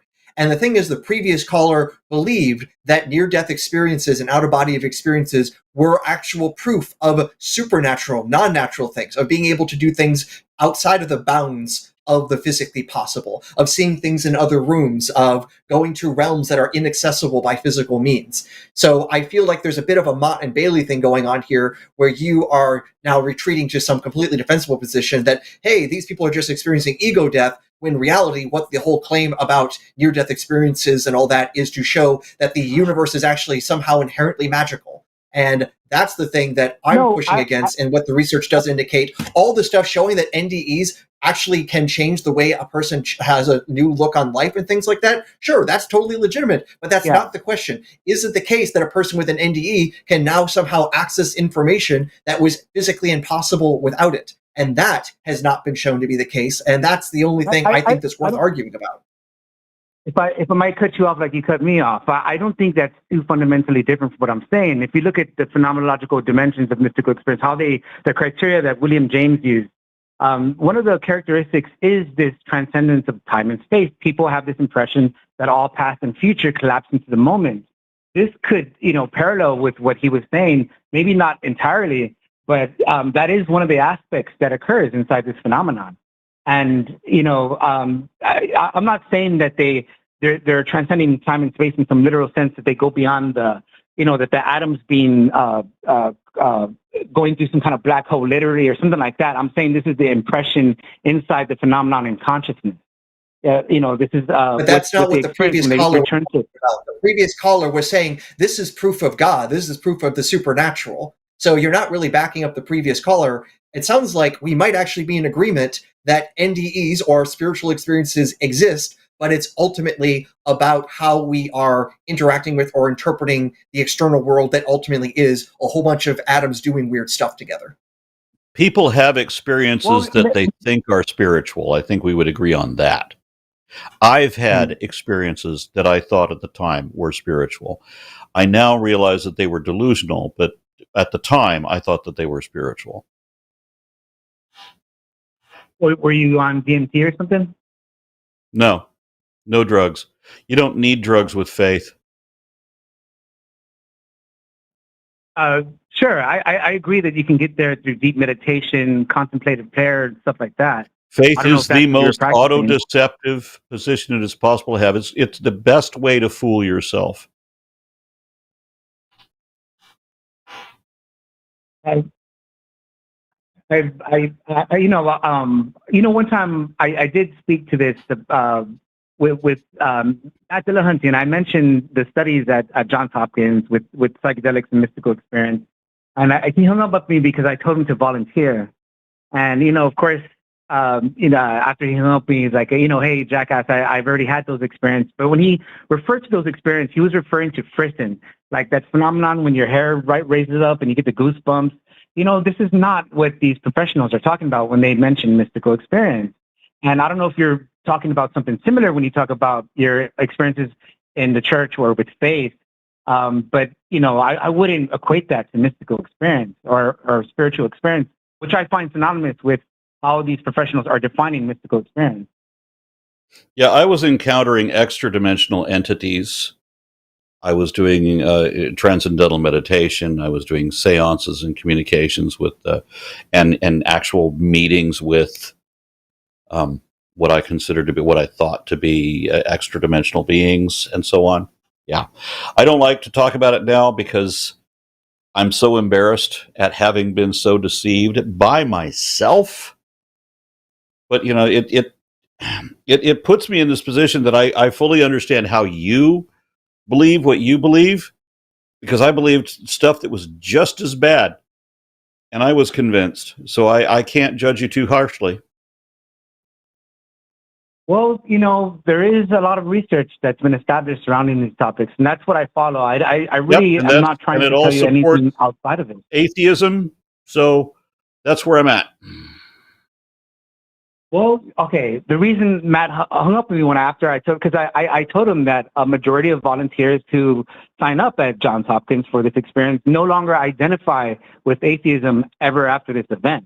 That's what he got triggered by, So I don't think it necessarily supports atheism. Okay. Well, Jimmy, here's the thing, though. If you're saying that basically, like, it's worth noting again from earlier on that you were grouping NDEs with psychedelic drug usage and having those sorts of experiences.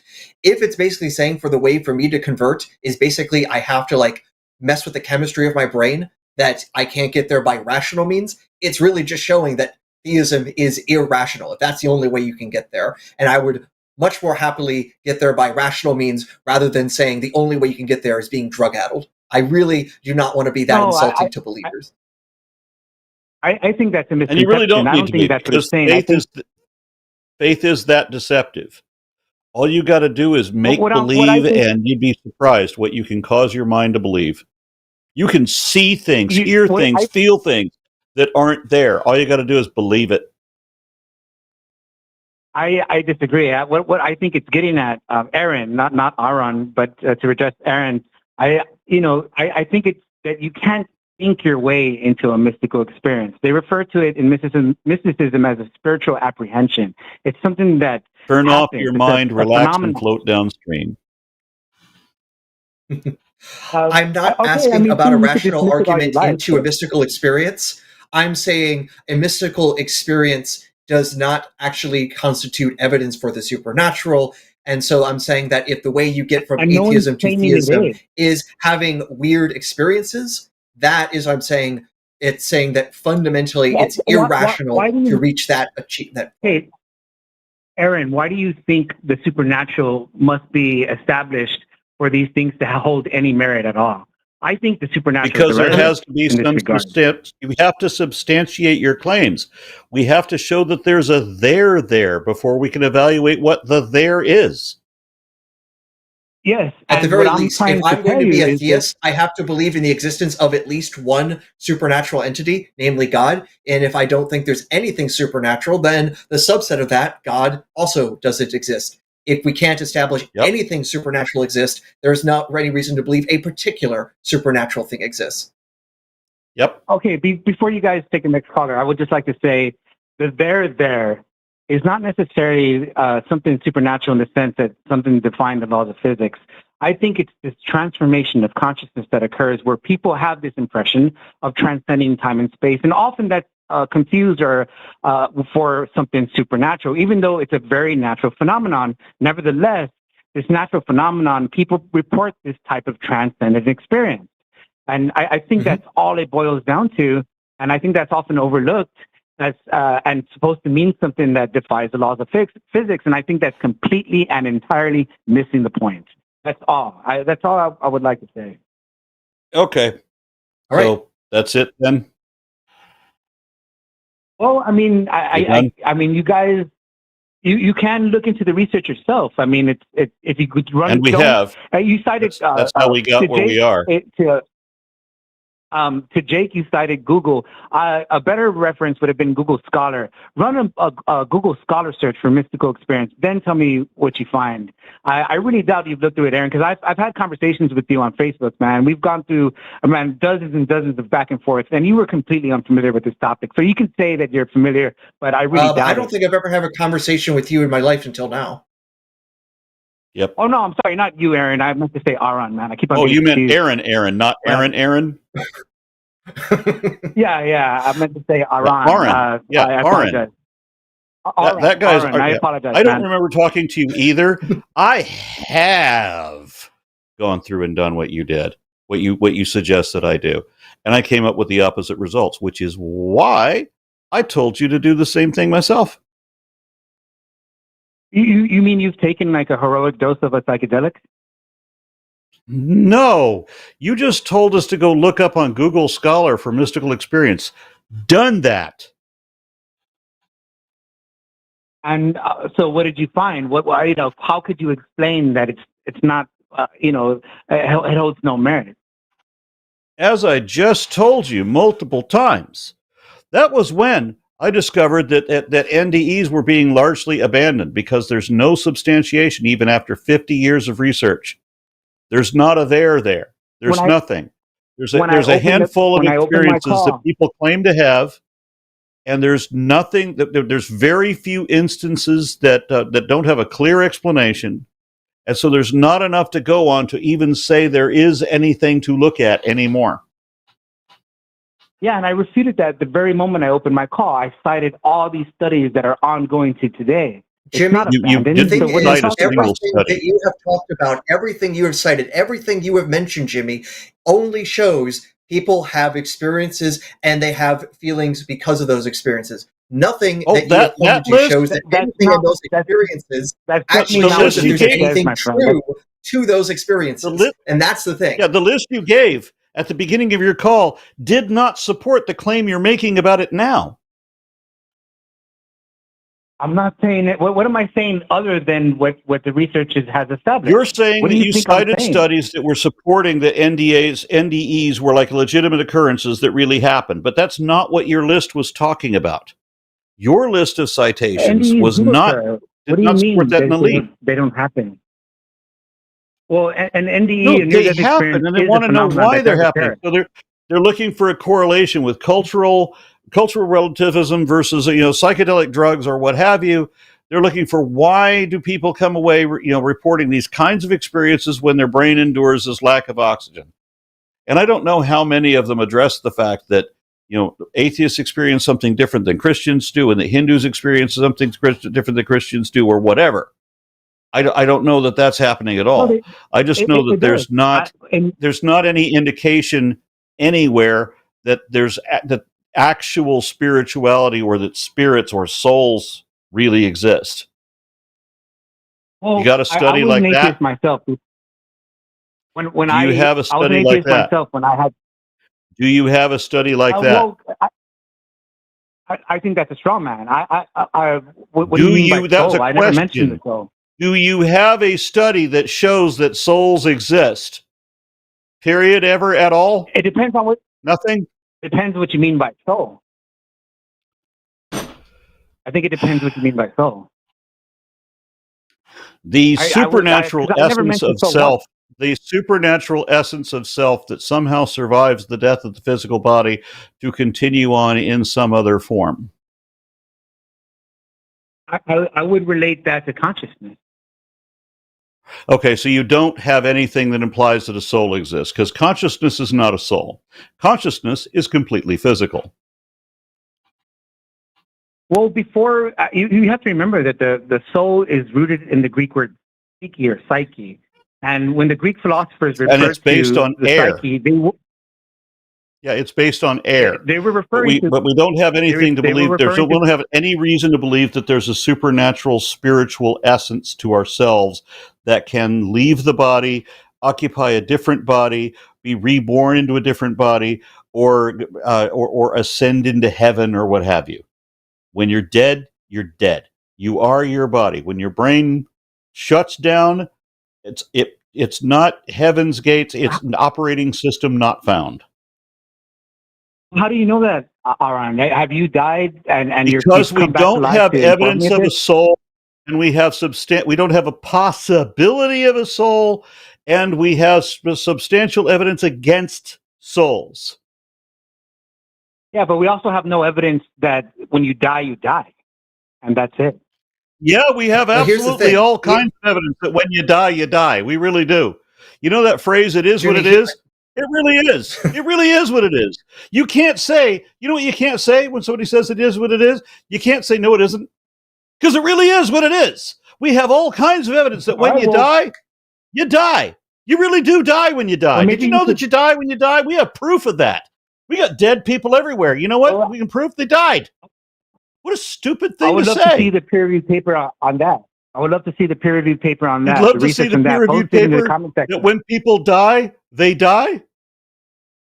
Yeah, I would. Do you hear yourself? No, that consciousness blinks out. That consciousness blinks out as you suggested.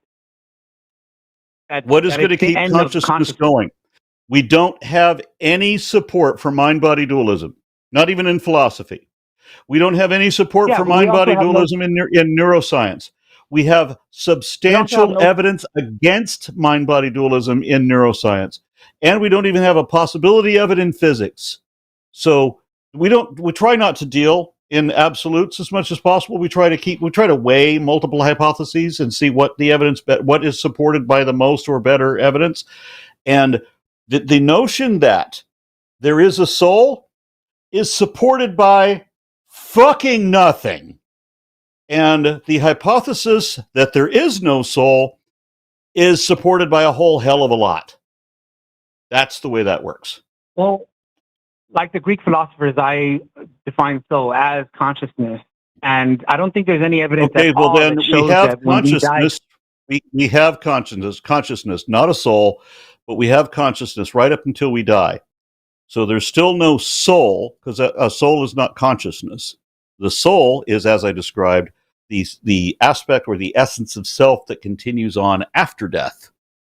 And we don't have any evidence of that. And what I'm saying is that there's no evidence that consciousness blinks out when you die. There's no evidence. There is all kinds of evidence that consciousness blinks out. You know what? Here's a funny thing about when people die, they stop answering questions. Sure, but that they do. Evidence they don't that participate in anything anymore. Jeremy, let me just very quickly summarize why we're saying what we're saying. What we can tell from the best neuroscience we have is the mind is what the brain does. You change the brain, you change the mind. You mess with the person's brain, you mess with their consciousness. And once you have no brain, there is nothing for there to be conscious. I just love that he says that there's no evidence that when people die, they die. That's that's not what I meant, of course. That's not what I meant. Well, I wish you'd quit repeating it. When we die... Oh, yeah, sure. I mean, that's what you were saying, but what I thought you were trying to imply was that consciousness blinks out at the moment of death. And well, of course it does. Since the consciousness is known to be created by and held together by neuron synapses in the mind and so forth. And when these stop, it stops. All right. If you can post the research on that in the comment section, I'd be glad to look at it. I can post research on the fact that the mind is can be altered chemically and physically, and that all evidence of consciousness only exists in living people, and that when you die, you stop being conscious. You really need research to show that consciousness does not continue that people stop answering questions and stop moving around when they're dead. Well, just because did you ever see the movie Death Becomes Her? Did you ever see the movie Death Becomes Her? You know that none of that happens, right? Okay. Not in that form, sure. But what I'm saying, sure, consciousness ceases to animate the body. Sure, I can see that, of course. But what I'm saying is that just because we have that is not necessarily evidence that consciousness blinks out after death. Just because consciousness can no longer all of the evidence body. that we do have, absolutely all of it, shows where consciousness comes from. It is a byproduct of living organisms, and in humans, it is centralized in the brain. And we know all these aspects about how we can be conscious, how we can make someone unconscious, and so forth. We understand how all of that works and how all of that stops when we die. The only thing that stops, if you like, I can do a special show on this with a neuroscientist I happen to know who's done a couple of shows with me. I'm sure he'd be delighted to. Would you like to be part of that? Would you like to talk to a I can set it up. Would you like to talk to a neuroscientist on this topic? Please? I would love to join you on that. Thank you. Hell yeah. Find a way to get me your email address. Like in the call screeners or whatever, just get me an email address so that we can connect, okay? And I will set that up, and it'll be a hoot. And I'll just sit back. You can use my channel. I won't have to say anything. All right. Hey, thank you, Aron and Aaron. Don't forget to reach out to me, you guys taking my call. Yeah, make sure you reach out to me because I want to do this show. All right. I have you on my Facebook list. I'll send you a message, man. PM me. Absolutely. Yes, awesome, please. Dude. Okay, we're going to let that one go. Yeah, I am so looking forward to that call. Yeah. Y'all guys can send me off, man. I appreciate y'all taking my call. Thank you much. Yeah, Chris is going to enjoy that one. Okay, we got two atheists on. I'm sorry. Wait, we've got... No, we don't. I'm sorry. Before you do that, probably worth... Yep. Before we move on to our next call, probably worth again reminding everyone we are taking super chats, $5 and more, and then we'll read them at the end. I want to repeat that before we forget at the very last minute, because I know I'm two things: absent and what was that other word? Absent-minded. Okay, let me see. We have. I'm just going to pick one at random here. They're both atheists. We do prioritize theists. If you want to argue with us, please, we're here for it. We're so here for it. If you think you've got a good argument for theism or spirituality, whatever, if you just think we're wrong, come on and tell us. But in the meantime, I'm going to have to, speak to the echo chamber. So I'm going to talk to another atheist. I'm going to talk with Margot, who is from Oregon. Oregon, you remember, fought Godzilla in the 1970s. It was Oregon versus Godzilla. I remember that. Right. Margot, can you hear us? Hey, I can hear you. Can you hear me okay? Yes. Mm-hmm. Okay, cool. So I called yesterday, and my phone was messing up, but I think the problem is solved. So anyway, I was calling about anti-theism, and I thought about it today, and I wanted to sort of add on another aspect of the question, which would be like, how to convince someone of your own morals, I guess, or that your belief is, I guess, better in some kind of sense, either for humanity or people or something like that. But I thought, maybe we could start with, I could redefine antinatalism real quick and then get each of your you were the antinatalist again. call. Okay. Yeah. Yeah. Does that sound okay? Well, it would, except like neither Aaron nor I can begin to relate to that. That was the impasse that we were at before. I just can't understand not wanting to be alive and somehow that not meaning that I want to be dead. Right. should I? Well, I guess I have a response to that. Sorry. I've talked to a number of antinatalists before, and it's always been a deer in the headlights kind of thing. I don't think I'm going to be able to relate to this. Right. I understand that. I mean, if it's the same to you, I could just give my, I guess, rebuttal to each of your positions. I mean, knowing that you, as you said, I understand what you're saying to some extent. Yeah. Would that be okay? How are you going to rebut my position? I think from our conversation last night. I don't. But my position is that I can't relate to his. So how is he going to rebut me not relating to his position? I really don't know how to exactly answer that. I mean, maybe not rebut. Maybe I'll posit my own position, I guess. Maybe that's better. Okay. Yeah. Okay. So, yeah. And then I remember you each did have responses yesterday before. I mean, and that was basically the last thing before my phone messed up. But anyway, so yeah, my position is that, I mean, it's common it's the general antinatalist position that having children is unethical because it leads to suffering. And then more importantly, the more important part is that it's a decision made on someone else's behalf. And my personal interpretation of it is that, there's essentially a risk involved. Like, yeah, a lot of people may be perfectly fine with being born or happy, but there are the people who would really much rather have not been born for the sake of not enduring just the facts of life, just like, working under capitalism and, traumatic injury, emotional pain, just any kind of suffering.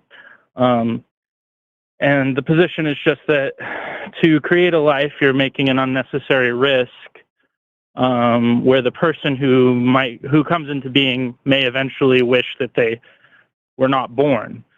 Yeah, I remember a couple of Aaron's responses to this, but if he wouldn't mind just reiterating what those are. So from what I remember from last night, one of my responses was about this idea of consent of the unborn, bringing them into the world. Well, if they're unborn, if they don't exist, there's no consent to either follow or go against. So there's nothing to even consider there. Right. So my response to that is just that is exactly part of the problem. Like, the fact that there isn't anyone to consent is I mean, I don't know how else to put it other than that is a problem, because no matter what, it's two people making a decision which leads to a person who will eventually perhaps wish that they were not born, so that they were unavailable at the time where the decision is made to consent or not is like a reason, in my view, to not do that. Yeah. But there's, again, so no person there to not make a decision one way or the other. So quite literally, you're not making a decision for a person because there is no person to make the decision for. Right. And I might not be able to articulate why I think that is a problem, but that itself is a problem. So it's not just really a issue of not being able to reach consent, but it's an issue of consent not even being a possibility, and that being the problem. And yeah, I mean, so after calling yesterday, I realized, well, I just kind of thought about it a little bit, and I realized I had another question that, I don't know, maybe this antinatalist very brief discussion would help kind of like frame or something, but it was about like how to convince other people of your own beliefs or your own morals or something like that.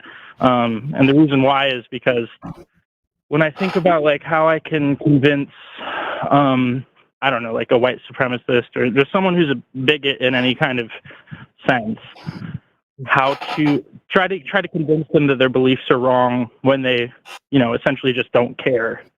Their moral system is such that like it's just irrelevant. Anyway, so yeah, that was essentially I was trying to lead to that second discussion. Okay. All right. Well, that is a bit of a jump. So, but nonetheless, let's chat a little bit with this. So, I think though there's a bit of a faulty premise here. How do you convince a person who actively won't even listen? That seems like even worse than a Sisyphean task. If I want to convince a person, that at least has the conceit that both people are in conversation trying to actually hash things out. That is very different than this person is entrenched and will do everything they can to not even engage my ideas, let alone weigh the options. If they're not engaging in rational discussion, then what's the point of making a rational argument? I guess let me think. I'm trying to think of how to put this. I guess I'm trying to conceive of a situation where someone is trying to defend their bigotry. We'll stick with that example. And they're doing so by I'm trying to think of how to put this. I mean, it's basically like when I think about my own justification for my beliefs, I'm prioritizing what I hope will lead to human dignity, human wellness, and prosperity for all people. But if someone else has a different sort of moral system, then I don't see how I can tell them that my system is the right system. Does that like make any more sense? Or I think I see what you're getting at. So now I have to admit I do not have conversations with, say, white supremacists, so I don't know what is going to be actually effective. But I will say this, that if they are trying to defend a position, if they're trying to say, here is why they believe X, or here's the evidence for that, then you can basically address the reasons they give and show either that they're logically vacuous or the evidence is not actually consistent with that, or presenting evidence that they never had considered. Often, people who have bigoted views don't actually realize a whole lot about the people that they are criticizing. Or they're not considering other reasons they see the things they do see. If a person has the belief that Black and brown people are more criminal, they might be trying to justify that with crime statistics or things like that, but not looking at, say, hey, how about racial gerrymandering and forcing people to live in poverty, or the police being more willing to go after Black and brown people, and that's the bias. So that these sorts of things that you would come in and bring this conversation about. Now, as you can imagine, if you're going to go through every single thing that a bigot could bring up to try to defend their position, it's not going to be all finished in an afternoon. To convince someone against their deeply held views, whether it's political, social, religious, this is more than just one drink at the bar conversation sort of thing. This is months, if not years, of hopefully productive and rational, calm conversation. At the very least, in a moment, it might feel good to tell them they're a piece of shit, but that probably won't convince them that they are instantly. It takes a whole lot of time to make them actually think about and reflect and change their own minds in the same way that I know I've changed my mind about things over the years. Most people have changed their minds about some things at least.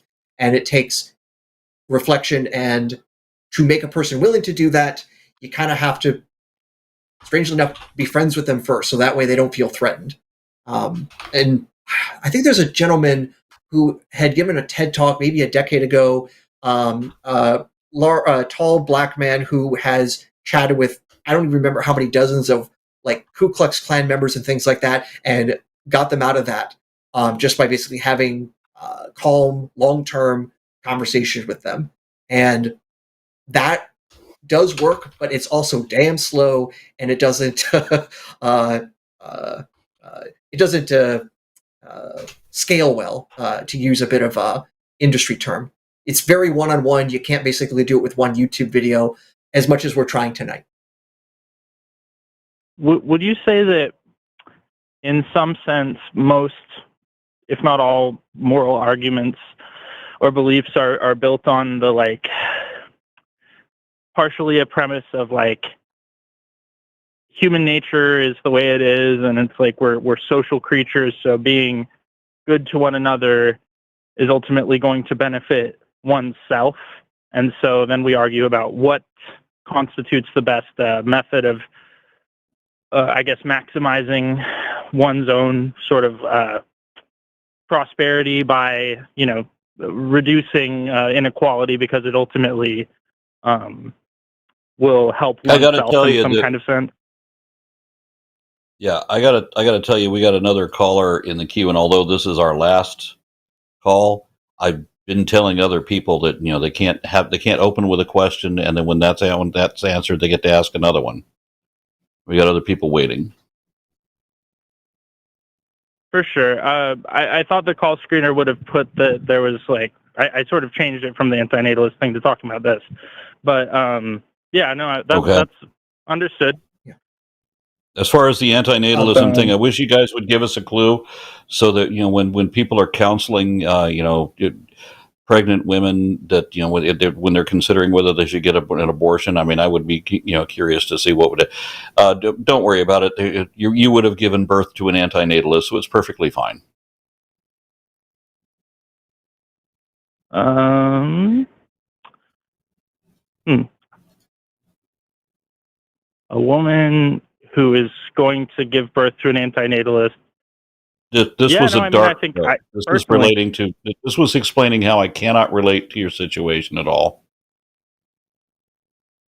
Yeah. What are we supposed to? Are we supposed to, like, not? Should we just go extinct because we run the infinitesimally small risk of giving birth to somebody who didn't want to be alive?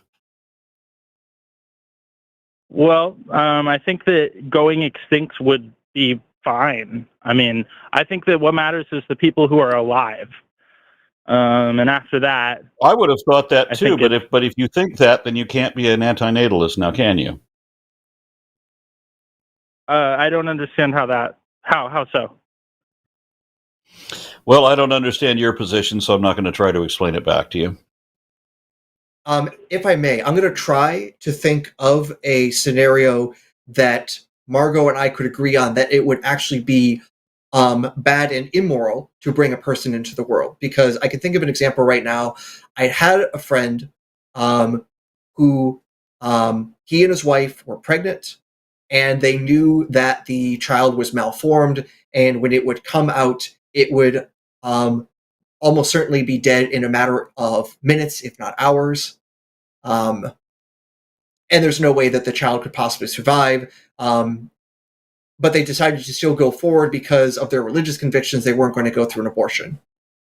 And I look at a position like that, and I think there is no way that this fetus can have anything other than suffering, except for the fact that I think it had a non-functional brain, so maybe it couldn't feel anything. But I would look at a scenario like that. I know the case you're talking about.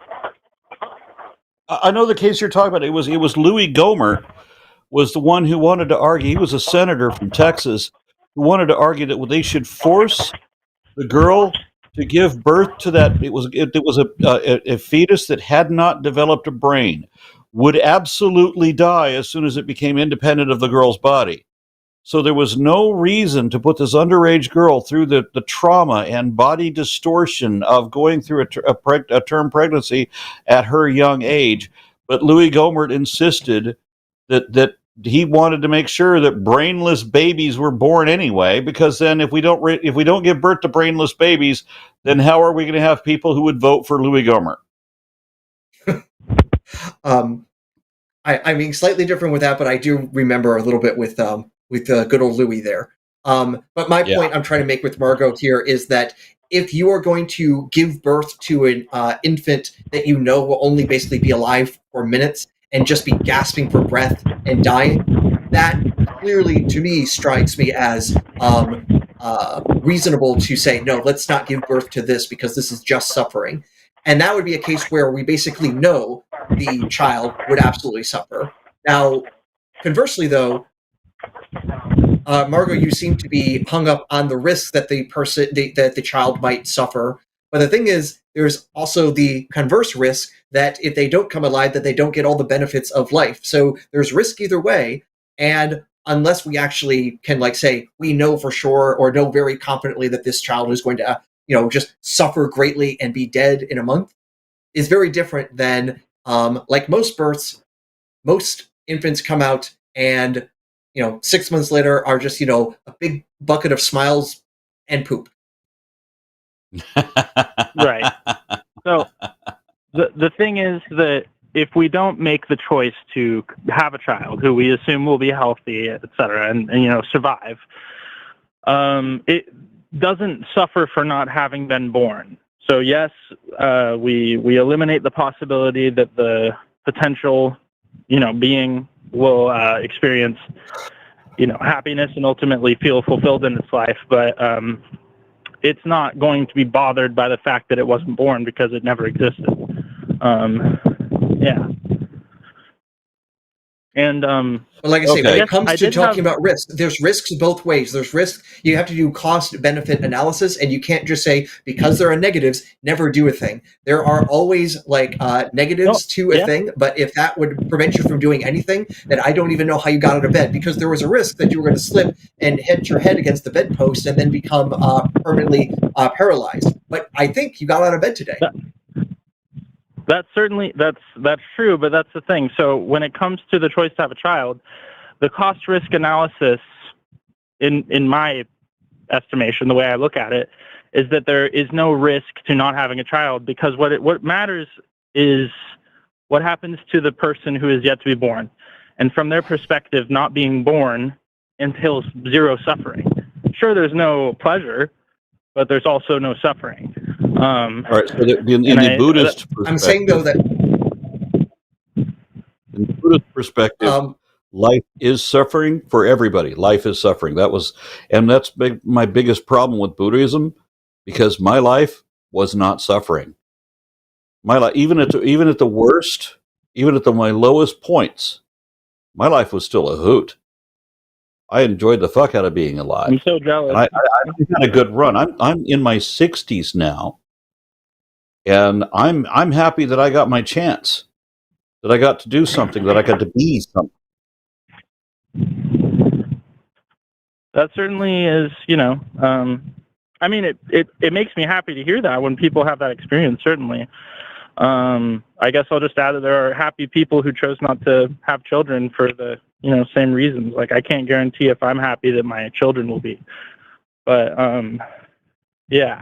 There's a difference between I was originally going to be and running the numbers. I was originally going to be very selfish. I wanted to be childless, but accidents happen. Wait, that I don't see how being selfish is to not have children. Oh yeah, everybody I know that is my age and didn't have children at all, they have one other thing instead. You know what they have instead? I guess selfishness, but money. Well, I'm a socialist anarchist, so I certainly would like to eliminate money from the world. Okay. I think this is a different conversation, and we might need to move on to our next call, unfortunately. I think we need to move on to our next caller, because I can do no good here. All I can do is embarrass myself at having absolutely no way to relate to what you're saying. I apologize for that. It's my own personal failing. I accept that. This is one topic I just can't even talk about. So. Well, I mean, it was helpful and interesting to talk to y'all anyway. So, yeah, I appreciate what you each do. So, thank you. Thank you very much. And I'll go ahead and let you go. All right. All right, and I do sincerely mean I just can't relate, and I know that is my own issue. So I'm going to move on to the next and last caller of the evening. I'm upset that we had a theist on here who we dropped, and they wanted to defend Christianity And I was so all about that. And I just wanted to get this other caller out of the way first, and then we lost that other call, and that's too bad. But now we're going to be talking with Claudio from Romania. Hello, guys. Claudio. Yeah, Hello, guys. How do you do? Can you hear me? Yes. Thank you for having me. Yes. I'm fine, thank you. Okay, so the topic that I wrote is mostly an emerging point of how I see things, not really the main thing that I wanted to talk about. What I mean by that is, by the topic, is that I kind of think there's a possibility that God was actually human, just like Jesus, or at least a title of some sort. So you're an atheist who believes that God was more like Jesus? In the sense that he was actually just a human being, or a title. I get it. Or a title or a function that someone, just as a king would be, but it wasn't called king, it was called whatever, Yahweh or whatever it was called. Gotcha. All right, go ahead, fill us in. But my premise, where I'm starting from is, I believe, I don't see animism as a more likely source of religion than ancestor worship. And I'm having problems with that, so I thought I should ask someone much more documented than me for an opinion on how I see things. If you're talking about the origins of religion, I just realized that there is a book literally coming out today from my friend David Fitzgerald. A book series is coming out, and I think literally it's on Amazon today, called Playing Gods. And it's basically his attempt to summarize a lot of the research on the history and origins of religions and the founding figures of various religions, and how they're either so mythologized we can tell nothing about them, or they never existed in the first place. I had a chance to read an earlier copy of it, and so I can say, hey, that's probably a good starting point, because one, Dave's a much better writer than me, and two, he's covering a lot of stuff that is worth looking at. He's looked at scholarship that's worth your time. So literally, David Fitzgerald, Playing God, on Amazon, I think literally today. Okay, thank you for the advice then. Okay, so then if you think it's not worth discussing, I'm happy to hang up, but I just wanted to hear an opinion. Well, I'm not saying not worth discussing. I just realized that if you're looking for the literature on it, that's a good starting point. Yeah. I've tried superficial research. I wouldn't even call it research really, but I have tried to document myself on the subject, and I really feel like ancestor worship is a much more plausible. I mean, Occam's razor. I think it's easier to get to religion from ancestor worship rather than animism. Animism, I think, requires very complex concepts that require very complex language to put into place. And that's just one point. I would note, though, that in general, humans are very good at assigning agency to inanimate things. Like, even just like they've done studies like back in the 40s where they just have films of triangles moving around, and people looking at how those triangles move around, people supply intent and emotion, and like this triangle is trying to backstab this other triangle, this triangle is angry at that one, and it's just shapes moving around, but we are that good at giving intentionality to such things. So our ability to project consciousness beyond ourselves into the supernatural realm, whether that's with ancestor worship, whether that is through animism or anything else, is just, we are just really good at just throwing minds out there, because pretty much anytime you hear a sound, the first thing you say is, who's there? Yeah, of course, but I think that's really that's a trait of a lot of living things, not just human beings. And I just see ancestor worship much more plausible to come up in every part of the world, because there were leaders in every part of the world. And I think it actually can happen without requiring any type of language at all, just normal communication that is all over the animal kingdom. And I just think that a concept of an afterlife can just be born from some people getting buried and some not because the other people would still exist in a sense, so they would have some sort of an afterlife, and the others wouldn't. And my understanding of that is that even like early hominids show signs of afterlife belief, because in the burials they include things with the dead body of things it looks like they might need in the afterlife, like food or weapons or things like that. Things that they clearly don't need now because they're a corpse, but they're need in the other realm. So that has been at least one sign that I understand archaeologists have looked at and said, oh, this is a sign of some belief in an afterlife, but I don't know enough details there to talk intelligently. Yeah, no. I certainly don't know either. I just want to say that I would agree with that, but I would also say that there's no reason to think that that's how they began. That's just the oldest that we found, maybe. I mean, I can see burials. I can see. I may be phrasing this wrongly because English is not my first language, and I'm privileged in my country. But I just think that we haven't even scratched the surface. Of course, I don't think that's to be debated. But I think burials just began as a form of wanting to keep on to the power of whatever knowledge that leader had. Maybe it first began with keeping some bones from him or whatever. Then they got sick. They had to put it someplace else. They buried it. Maybe then someone robbed the burial, and they started hiding them in caves or something like that, making it more and more harder to access for normal people. So the leader would now keep the whole power of the ex-leader and stuff like that. I mean, that's just a scenario. I know this is not supposed. I'm not saying that this is how it always went. I'm just saying this is a plausible scenario that I see, and there's probably millions I think of others. we want to note, though, that burial does also exist beyond humans. I'm actually remembering a video recently from one of the other folks on this show, Erika, better known as Gutsit Gibbon, and she had pointed out that there is a recent paper about recent elephant burials where it looks ritualistic, where elephants will bury their unfortunately deceased infants, but all like in the same manner,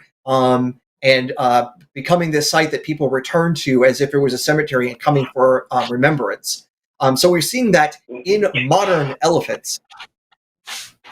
Yeah, I've heard of that too. And isn't that kind of evidence that you wouldn't need a concept of an afterlife to bury someone, and that it can evolve from that? It can evolve from that because some individuals would be buried and some would just disappear out of their life completely. Well, I thought what you were saying was that originally, like, just burying the body was just to keep out of the way, and then becoming more and more out of the way by putting it in caves, and then that somehow leading to ritual. This is basically they're looking for a place to put the body of the dead baby elephant, but doing it in a ritualistic fashion, and then making this a site to come back and basically venerate. Yeah, that's exactly how I see it. I may have phrased it wrong. What I was trying to say is that they wanted not to keep the body away, but to keep the body with them. But keeping it inside the community would probably cause problems. So they started to kind of, by wanting to hang on to it, they started to try to preserve it. And burial is one of the best ways to preserve it in a way. I mean, it still goes away, but there's some form of it left. And then maybe they started trying that in caves, which is even a better medium for keeping it. So I'm trying to say that they were trying to keep hold of some individuals rather than get rid of them. I think if you want to see if that hypothesis has weight, you're going to have to look into see what archaeology has to say. This is well outside my knowledge, but if we want to move beyond speculation, we're going to have to see what kind of evidence we might find that could show that one direction or the other. But I wouldn't know what to say about that. Yeah, thank you. I'm not documented enough to look into it seriously. I'm just passionate about it, and it starts as everybody starts curious about religion, and then I got into it, and this is just where I'm kind of with my very superficial research. So I wanted to kind of have a discussion on it, and it's not so often that you find people willing to or documented enough to.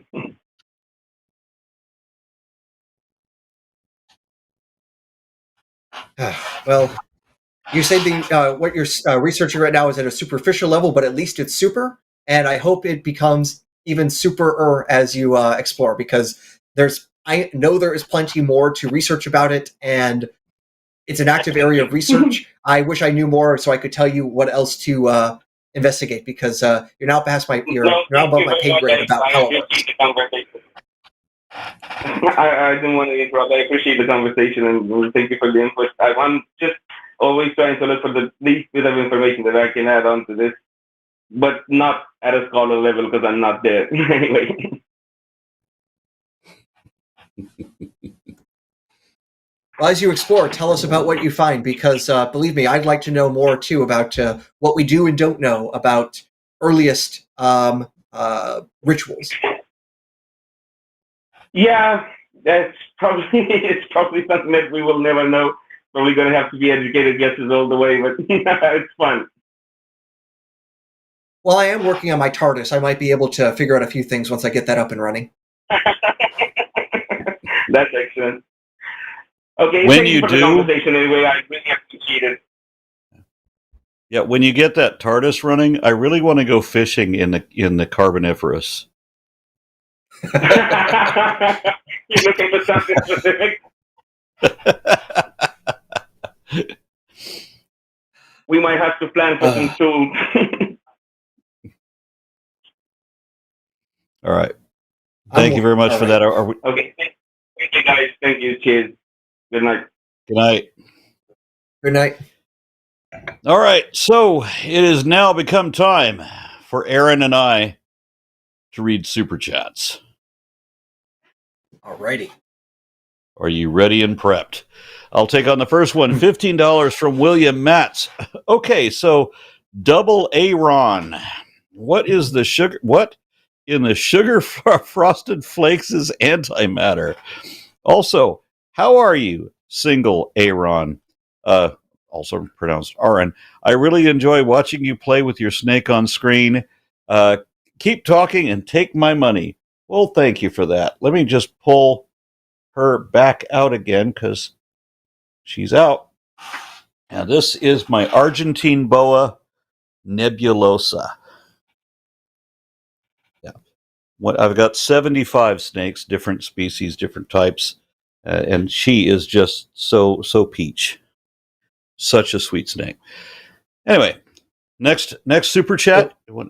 Oh, I think they wanted me to answer some question with that as well, because there's a question that's about right. I'm sorry. how I'm doing. Sorry. Yeah. So one, how am I doing? I'm doing just fine. And what is antimatter? Well, what's the antimatter with you? It doesn't matter. Oh, it very much does. So fundamentally, it's the same as regular matter. It's just that basically all of the major quantum numbers like charge and things like that are switched. So there is the electron, and then there is the positron. It has the same mass as the electron. The only noticeable real difference is it has the opposite charge. There's the proton, and then there's the antiproton. What's the major difference is the charge of that. They also have the interesting feature that if you bring matter and antimatter together, they have waveforms that basically say, hey, we're going to cancel out and basically no longer matter at all and just turn back into pure energy, namely in the form of photon, of forms of light.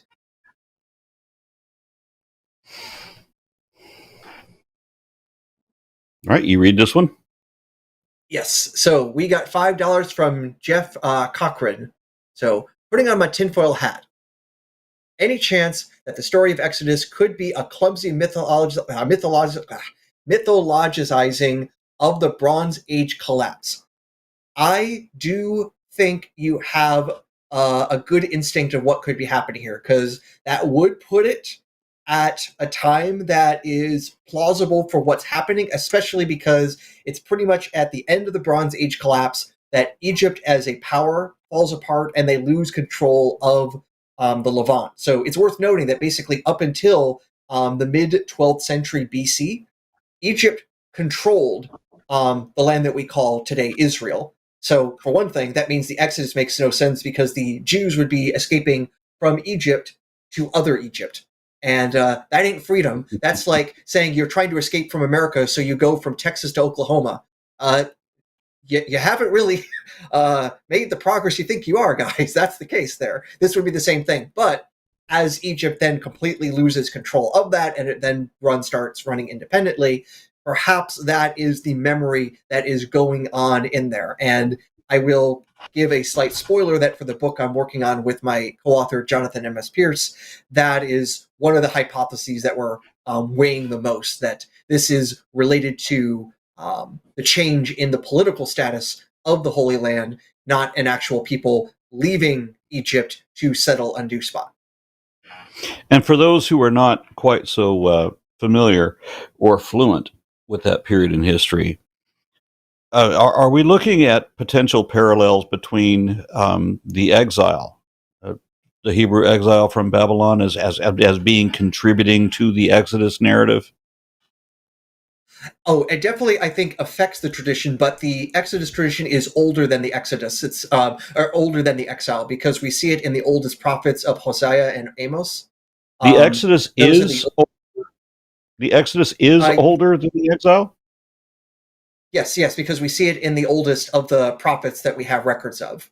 So there is an Exodus tradition, but it does seem to change and morph. And perhaps the most important, interesting feature is that the Exodus tradition seems to exist in the northern part of Israel, the northern kingdom it's sometimes called, but it wasn't apparently known in the southern kingdom, in Judah. That is kind of the interesting thing, that it seems whatever this tradition was didn't include Judah until later on, when the story started morphing, and the Judeans basically started adopting some of the northern kingdom or Israelite traditions and basically writing themselves into that older narrative. Okay, that's interesting to me, because my understanding was that the books attributed to Moses, some of them, like Genesis, for example, was supposed to be were dated. The version that appears in the Bible was supposed to be like correlated to Ezra. Am I understanding that correctly? Well, at least the story is that Ezra. So Ezra is post-exilic, and he was supposed to basically be coming from Persia, Babylonia, and coming back to the Holy Land, and basically say, "Hey guys, you forgot about the books. You need to get back to being proper followers of Mosaic law." Though even this story is likely, or at least plausibly, a later invention being retrojected back in time, but also still trying to say, "Hey, there were Jews in the 5th century that knew nothing about Judaism? That's kind of weird. That's suspicious." Yeah, indeed. There's a lot of, in fact, one of the recent books from just a couple years ago by Jonathan Adler shows like the collection of the archaeological evidence indicates that like Judaism and like the norms of Judaism and then like Mosaic law did not seem to become like widespread and normative until the 2nd century BC. So in a sense, Judaism of that form did not seem to like exist as a phenomenon beyond maybe some elites, like not a common phenomenon, until the 2nd century, which would of course basically mean like a millennium after the time Moses came down with his laws. Only a millennium later were people like, maybe we should all be following those. Again, kind of sus. This prompts me to ask another question. What are you doing on Saturday mornings? So on my schedule, I'm either exercising or learning German, and bounces around when I do my biblical study stuff. I would love to have you. I would love to have you on my panel for the Blasphemers Bible. I've seen what you're doing there, and you've already got a good panel, so I don't know how much I can contribute. But I could come along and make an ass of myself. Yes. Well, that's what we do every week. All right. So then we get $5 Australian from Ruben Monzo. It says, "To anyone that claims I'm doing the devil's work, I like to reply, I'm not doing the devil's work. I'm afraid you have that backward." Nice. All right. We got 50, is that Canadian dollars, from Unsapient 2009. Hello. Very good. I wish I could say more at $50. Yep. $10 Australian from Ruben Monzo. "I just searched the most violent cities in the U.S., and the top of the list were St. Louis, Detroit, Baltimore, New Orleans, Minneapolis, all of which, to my knowledge, are Democrat cities. Well, that's interesting. Interesting also because you might want to note that there's been some other history issues with those cities, and you can't just go by who's running it like right now. I'm going to note this for Detroit in particular because I'm a Michigander originally, and you might know that the economy of Detroit has had some downswings because of the auto industry. I don't think you can put that all on who happens to be the mayor of Detroit, even though there have also been some really crappy, corrupt mayors. So if it were that people got tired of their water conditions, for example, and decided to vote in a Democrat instead of a Republican for the first time in a while, then they would be listed as a Democrat city, right? Yeah. Oh, interesting. Of course, you also mentioned Flint because among the things that they had, so we know Flint because of the lead water crisis thing they have, but the reason this became a problem is that the state of Michigan, by the Republican governor, basically put in an executive manager, which basically said, hey, Flint, things aren't going well. So first we're taking away your democracy and forcing on you to drink shitty, poisonous water. So that's what happens when Republicans run things back in my home state. No, thank you. No, thank you very much. All right. And so now we got $49.99 from MEM. Thank you very much. I'm drawing a blank. All right, now we got $4.99 from Coffee Mom. Fact checking your own biases should be fun. Learning you were incorrect and updating your position should feel really good. If not, ask yourself why. I know, right? And why would you want to continue to believe something? Why would you want to continue to believe something after you know that it's wrong? And is this one mine to read? Yes. Okay. 1999 from M68 Ken. That call with Jake made my night. I really needed the laugh. Thank you so much. We do our best. All right, we got another 50 Canadian from Unsapien 2009. In the great words of Sidney Friedman, take this advice. Hold on your pants and slide on the ice. We might need older viewers to understand. Sidney Friedman was the psychiatrist on the TV show MASH from way back in the 1970s. Yeah, it is definitely before my time, so it's not quite on my radar.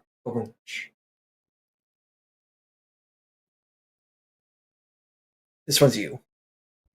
Oh, this one's me. Okay, $5 Australian from Ruben Monzo.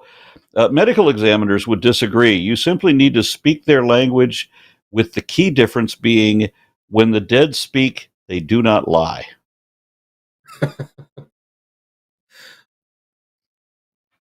Okay. Well, they tend to lie down. All right, we got $20 from the legendary Ginger Brad Man. I will not be able to say that 3 times fast. Hi, Aaron. I would like to ask your opinion on the validity of the cyclic universe theory, that the idea that the death of the universe could bring another universe due to their states of matter being so similar. So there are actually a multiplicity of cyclic universes. So like the big bounce, big crunch sort of model is not so favored. Roger Penrose has a different sort of universe emerging phenomenon that basically the entropy in the late state of our heat death universe can generate a new one, but I do not understand well the details to speak to with any confidence.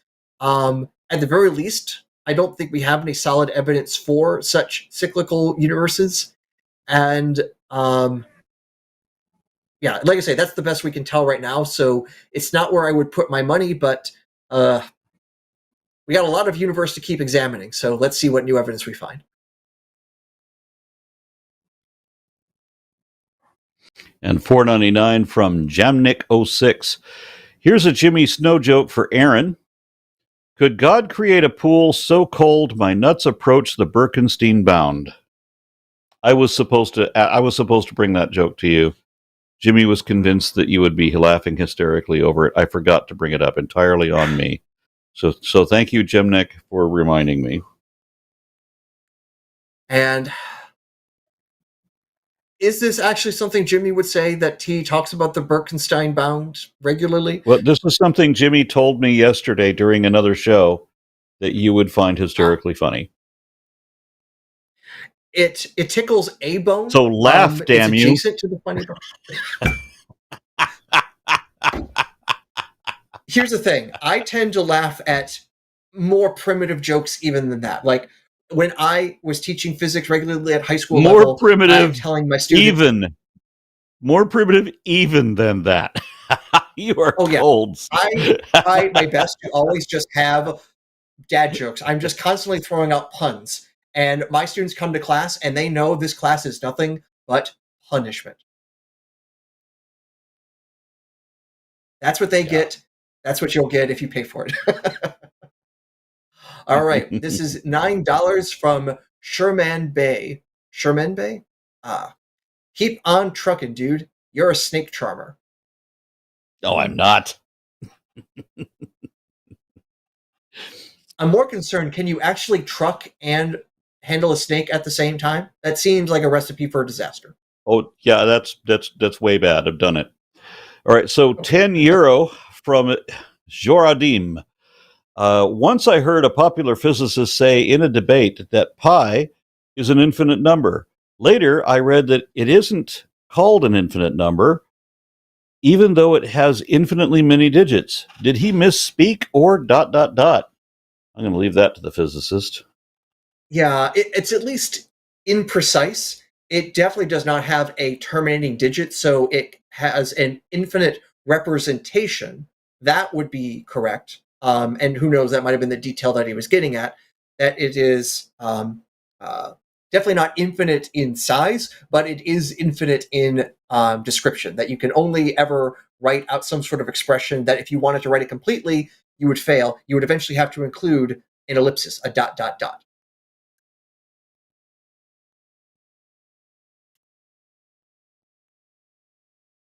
All right. $5 again from Ruben Manzo. Life is pain, Highness. Anyone who says differently is selling something. Dread Pirate Roberts, The Princess Bride. Are you unfamiliar with that movie? Oh, I'm definitely familiar with it. I have watched it on multiple occasions, including for a date. So I am fortunately aware of this great piece of cinema.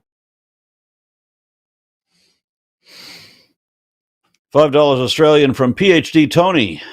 If you feel you shouldn't have been born, the least you can do is let other people indulge their fantasy that you don't exist. Ooh. What a polite way to say to sit on and shut up. All right. We got $5 from the Raven 200. Aron Ra's domain expansion would be an endless plane of metal music and a great army of snakes. Also, Jimmy, go get trapped in Sukuna's malevolent shrine. I'm not familiar with this particular shrine, but I know this must be a complicated way of telling Jimmy to go fuck himself. Yep, indeed. All right. That is apparently the end of our super chats. Thank you, everybody, for participating. Next time we do this show, and that should be upcoming, I think I'm going to be doing this in another week or so. Hopefully, we will have a few more theists on. I'll be looking forward to that. And Aaron, I am enjoying when we co-host together, because it's nice actually that we can both cover different ground. And when we do overlap, biblically, this seems to be the one common thing. I like that you have the greater cred. You actually have some cred you can point to and brag about. That's nice to see. So I look forward to the next time that I get to co-host with you. Oh, we got a last minute super chat. I'll read this one. We got $5 from Chris. Nixon would have survived Watergate under the immunity ruling. Thoughts? No, he fucking wouldn't. Because I'm old enough to remember that time. Nixon knew he was in trouble. everybody knew Nixon was in trouble. The Supreme Court didn't have to mull over whether presidents had immunity because the Supreme Court was not in Nixon's pocket. Which I think is Chris's point here with the current ruling today from the court. Yeah, it seems like Nixon could have at least stuck around longer, if not completely avoided his resignation. I don't know for sure because I'm no legal scholar, but damn, I can imagine him making the argument. Yep. Additional super chat. This one's for you, Aron. Oh, $5 from Monkey at Typewriter.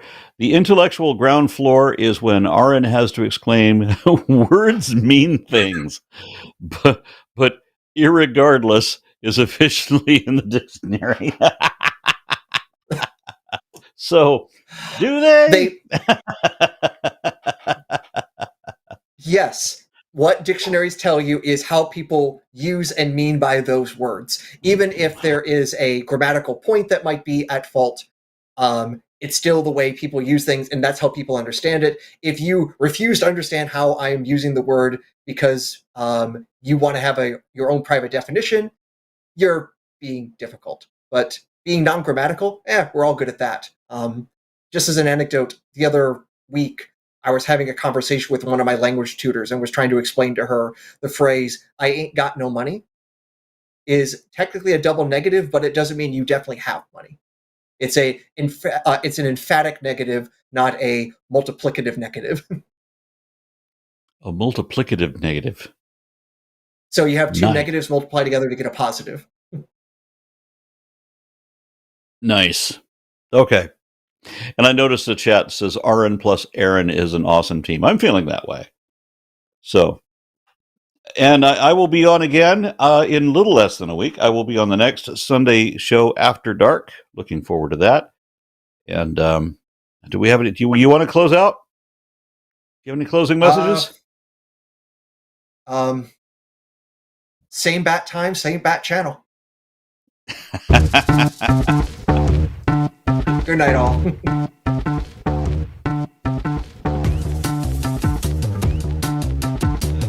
I'm so glad we're no longer recording. This snake shat all over me. I have laundry to do now.